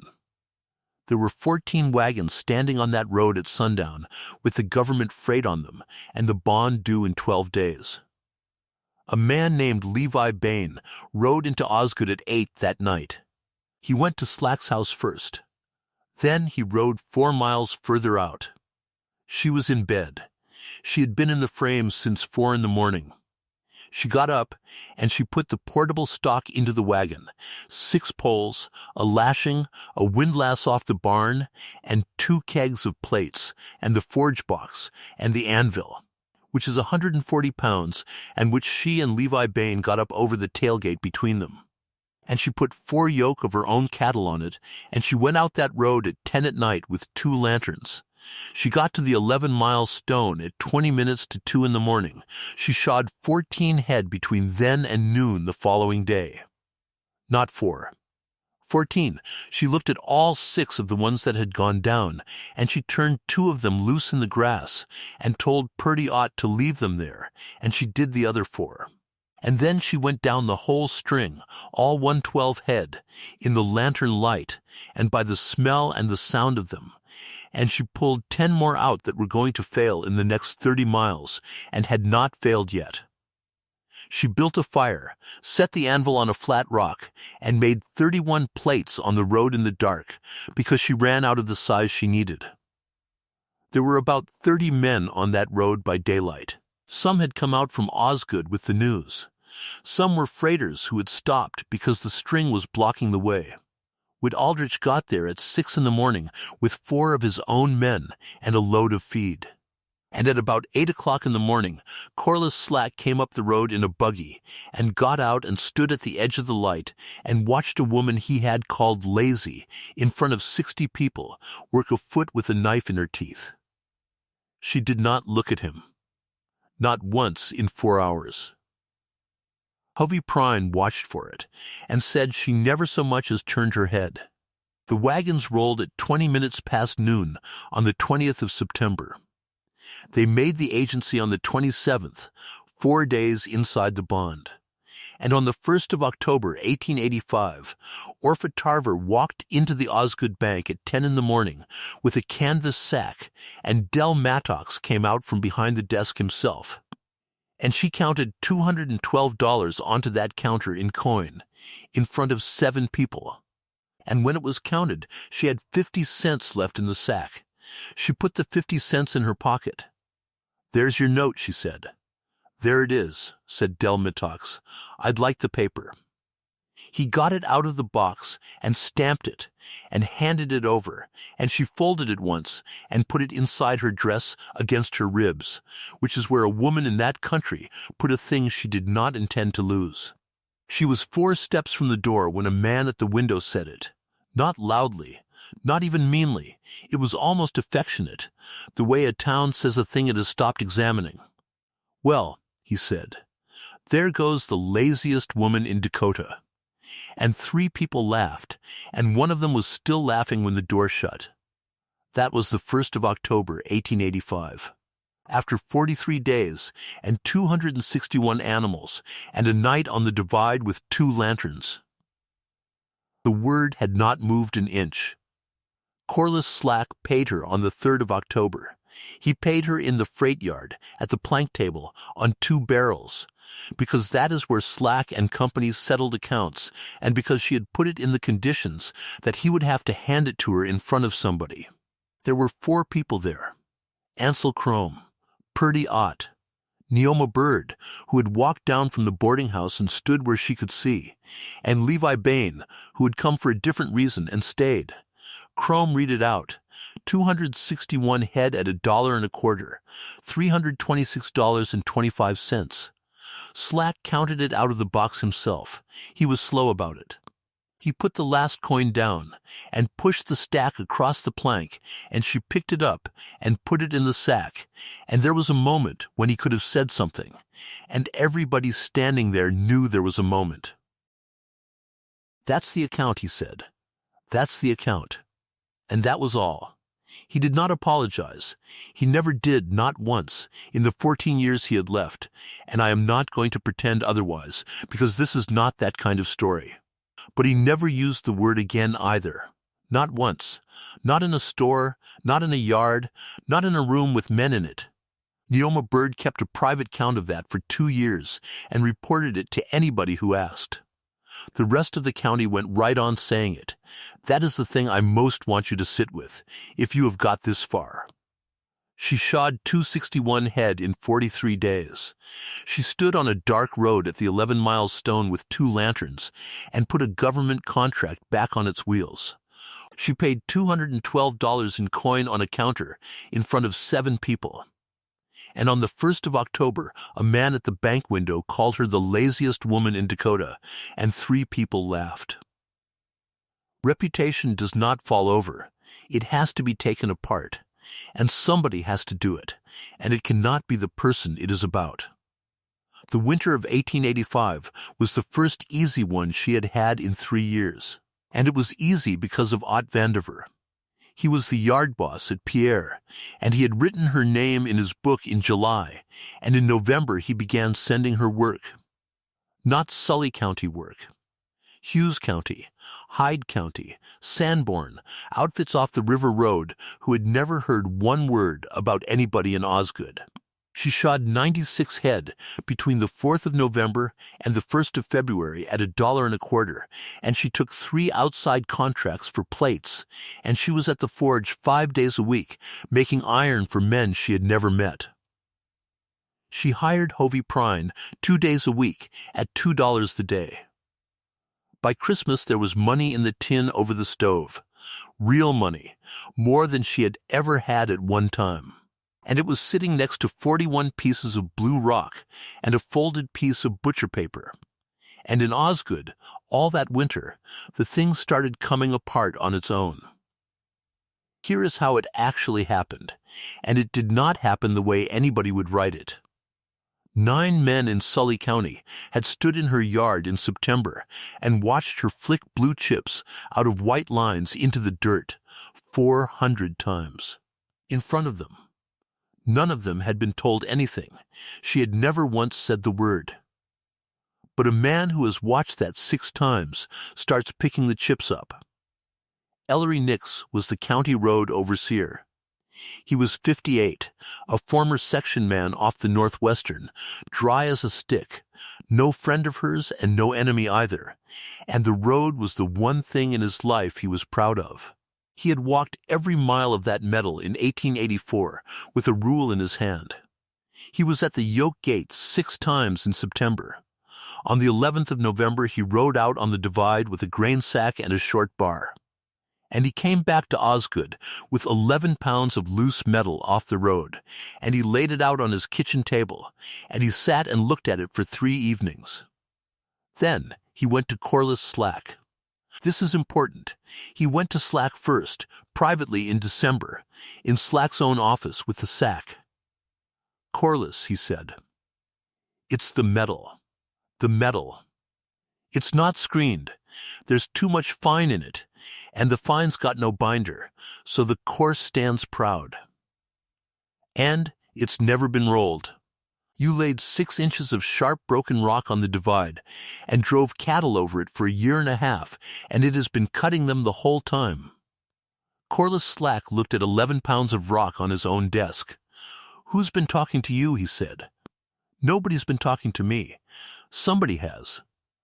Corliss, I picked this up myself off the 9 Mile stone. I have got a foot out at the livery right now, with a piece of it standing in the white line like a wedge in a log, and you can come and look at it in 4 minutes. I am not going to look at a foot," Slack said. And that is the sentence, right there. That is the whole of it. I am not going to look at a foot. Ellery Nix went out to the yoke on the 19th of December. She was in the shop. It was 9 degrees, and the forge was going, and there were 200 finished plates and a keg by the door. "Mrs. Tarver, Mr. Nix, I want to ask you something, and I want a straight answer. You can ask, is it my road?" She set down the hammer. She looked at him for what Hovey Prine, who was there, said was a very long time. "Mr. Nix," she said, "I shoe cattle." "That's not an answer. It's the only one I've got. I have got 11 pounds of that metal on my kitchen table, and I have watched you take it out of 40 feet with my own eyes." "Then you don't need me," she said. He stood there in the door of that shop with the cold coming in behind him. "You'd let me work it out alone. I'd let you have it," said Orpha Tarver. And Ellery Nix, who was not a quick man, but was an honest one, understood about half of why she had said it. And the other half came to him in about 3 weeks, and when it did he went home and did not tell his wife for 2 days, because he could not trust his voice. The letting was on Thursday the 14th of January, 1886, in the Osgood schoolhouse. There were 140 people in that room. Understand that a January letting in a county like that is the biggest day of the year. It is where the freight contracts go. It is where the road money is voted. It is where a man finds out what his next 12 months are going to look like, and everybody comes, and they come in wagons from 30 miles out, and they fill the benches, and stand along the walls, and they put the stove up so high that the windows run. There were 2 things on the paper: the 1886 hauling contracts, and the road appropriation. Corliss Slack spoke first, because he always spoke first, and he spoke for 20 minutes, and he was good at it. He told them the county had had a hard 2 years with its cattle. He said it plain, and he did not dodge it. Then he explained it. Missouri stock had been a mistake, and he took his share of that mistake. Grass was washy, water was alkali, cattle wear out.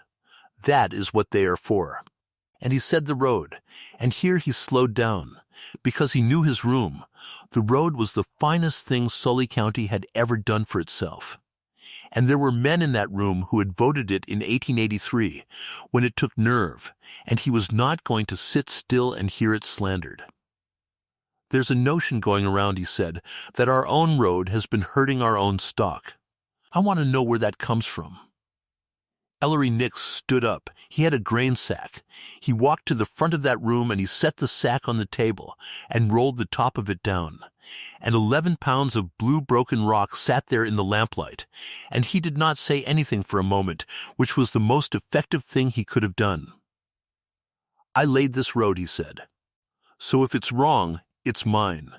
Then he told them. He told them about screening and why you take the fines out and what happens when you do not.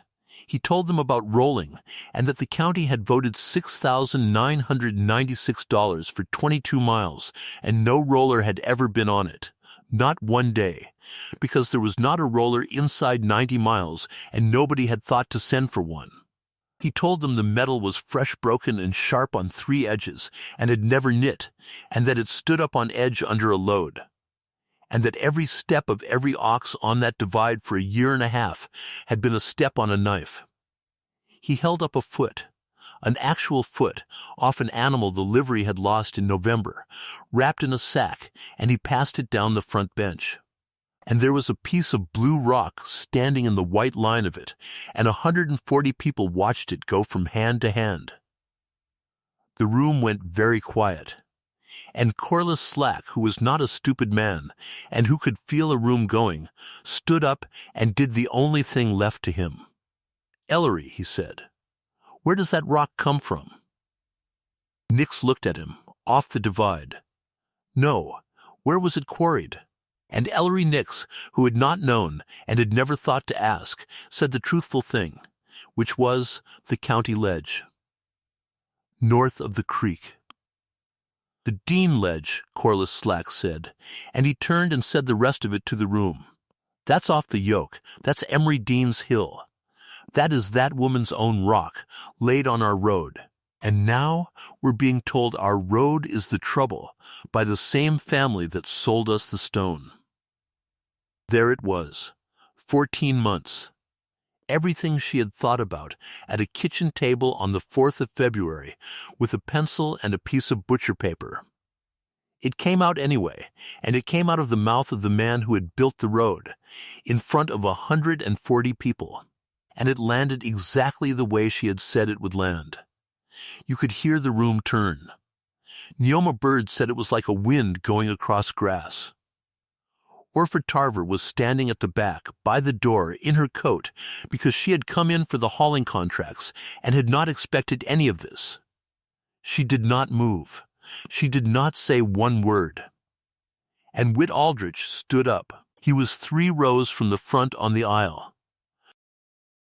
He had a canvas purse in his coat pocket that he had brought from the keyhole that morning, and 4 people afterwards said he had been holding it the whole time Slack was speaking. He came up the aisle to the table, and he did not look at her once, which she noticed and which she understood, because if he had looked at her, the whole thing would have been about her getting at him. He opened the purse, and he counted money onto that table. Coin. He counted it slowly, and he counted it out loud, and it took the better part of a minute, and 140 people sat there and listened to a man count. $192, he said. Then he turned around. On the 26th of October, 1884, he said, in the yard behind that store, Corliss Slack settled a season's wages with stock. He valued 64 head of this county's work cattle at $3 a head.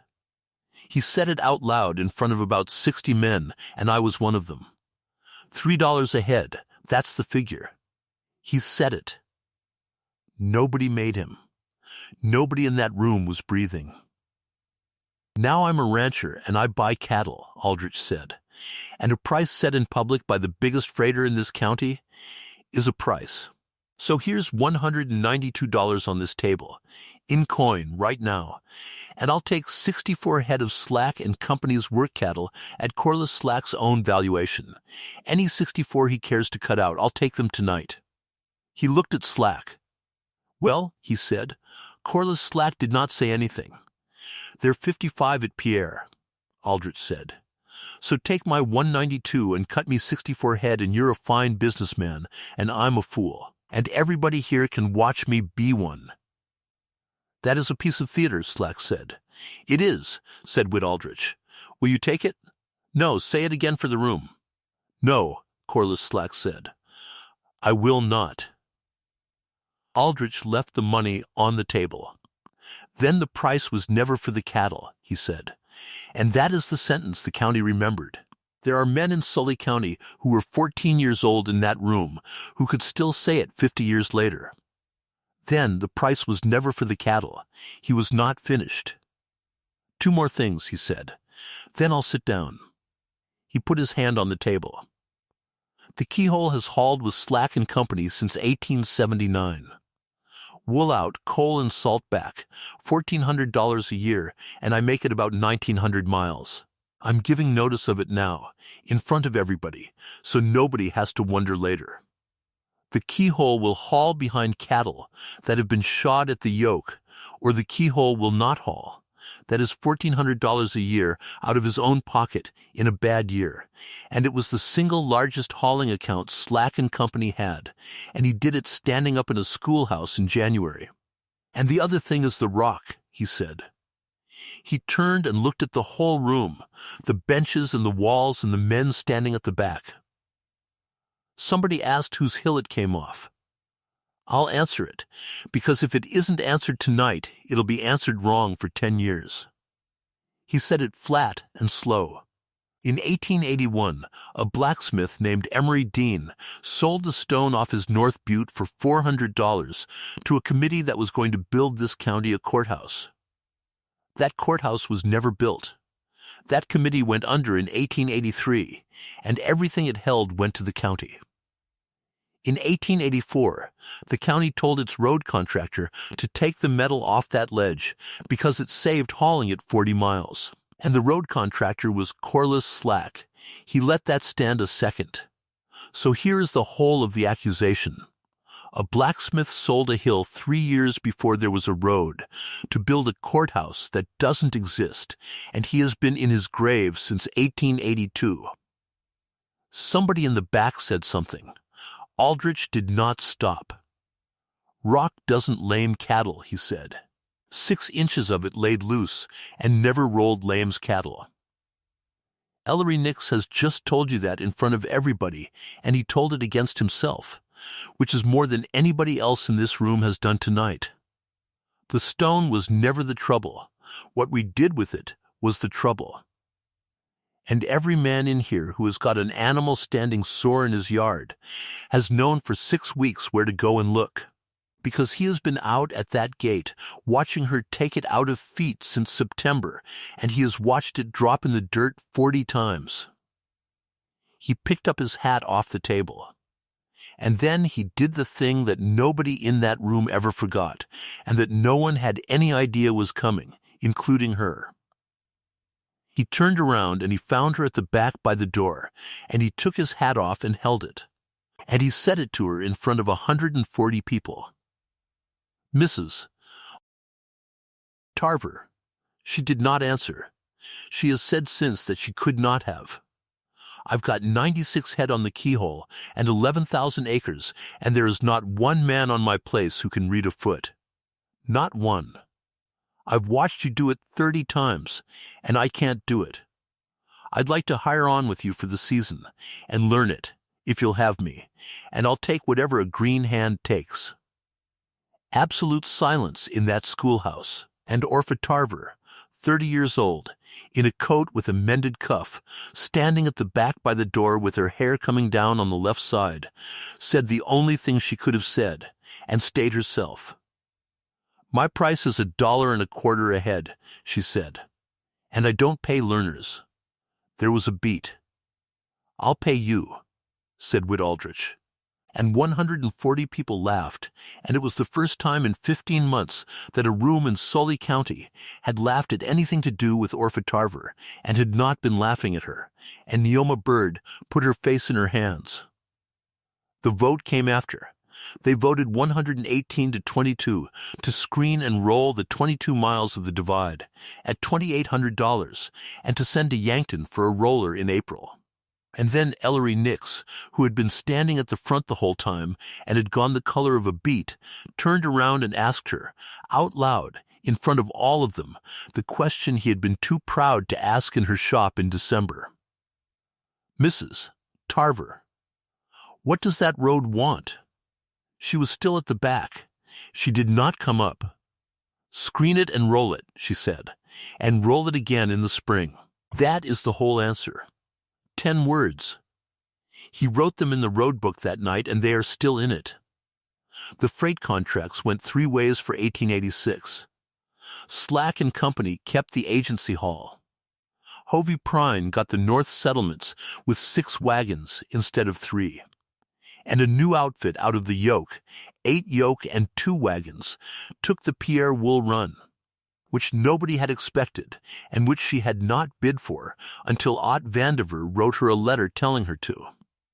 She and Whit Aldrich rode out of Osgood at about 10 that night, and it was 14 below, and they went the 4 miles to the yoke without saying anything at all. At the gate she got down and stood with her hand on the top rail. "You knew," she said. "Since September." "I knew in September, and you never said it. 4 months. You asked me not to." "Whit," she said. "I asked you not to in the dark, sitting on the ground behind a shop. That is not a thing a man has to keep. It is if he means it," said Whit Aldrich. She stood there for a while. The cattle were bedded down on the creek side, 61 of them, black shapes in the starlight, worth about $400 at Pierre that winter, and not for sale at any price. "Come inside," she said. "There's a thing I want to give you, and it's worth about nothing." She lit the lamp and took the tobacco tin down off the shelf over the stove and set it on the table and opened it in front of him. And it was the first time in 14 months that any living person had seen the inside of it. 41 pieces of blue rock. A folded piece of butcher paper. She picked one out. That one came out of the off forefoot of the big red steer that laid down on me at Cottonwood on the 29th of October, 1884, she said. 14th of December. It's the first one. He took it. You keep the rest, he said. I'm going to. What for? Because in about 6 years, somebody in this county is going to tell me it was never as bad as all that, said Orpha Tarver, and I'd like to be able to put it on a table. Now let me finish it out, because you have come this far, and you are owed the rest. The road was screened and rolled in the summer of 1886. It took 11 weeks, and it cost $2,800, and Ellery Nix stood on it every day of the 11 weeks. It is still there. There is county road under it yet. The cattle came right, not all at once. Corn grows 1/4 inch a month, and it does not care about a vote. But by the fall of 1886, the freight was running Osgood to Pierre in a day and a half, where it had been taking 4.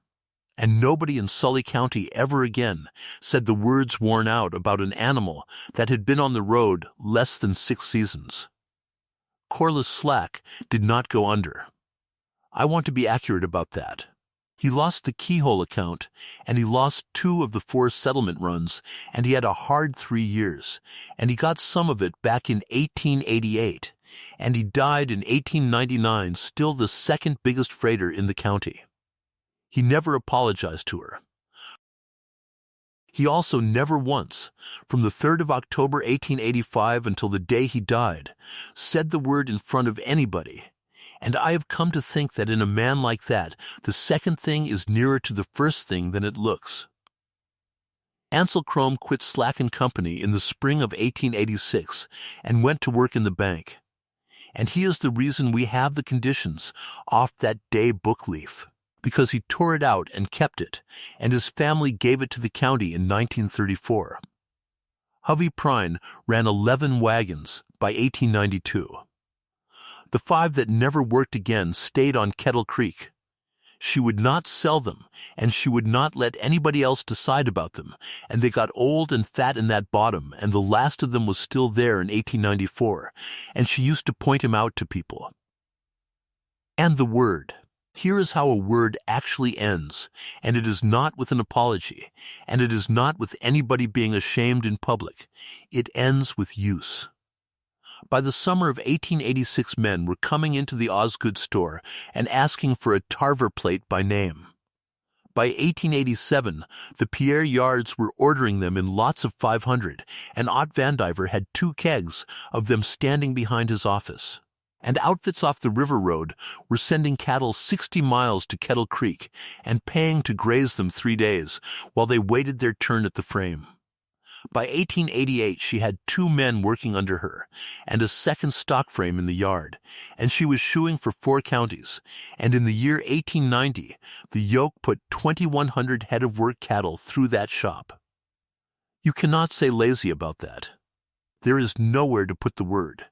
You can say hard, you can say obstinate, you can say she charges too much or not enough. But the word they had used on her for 15 months simply had no surface left to sit on, and one day people noticed they had stopped saying it and could not remember when.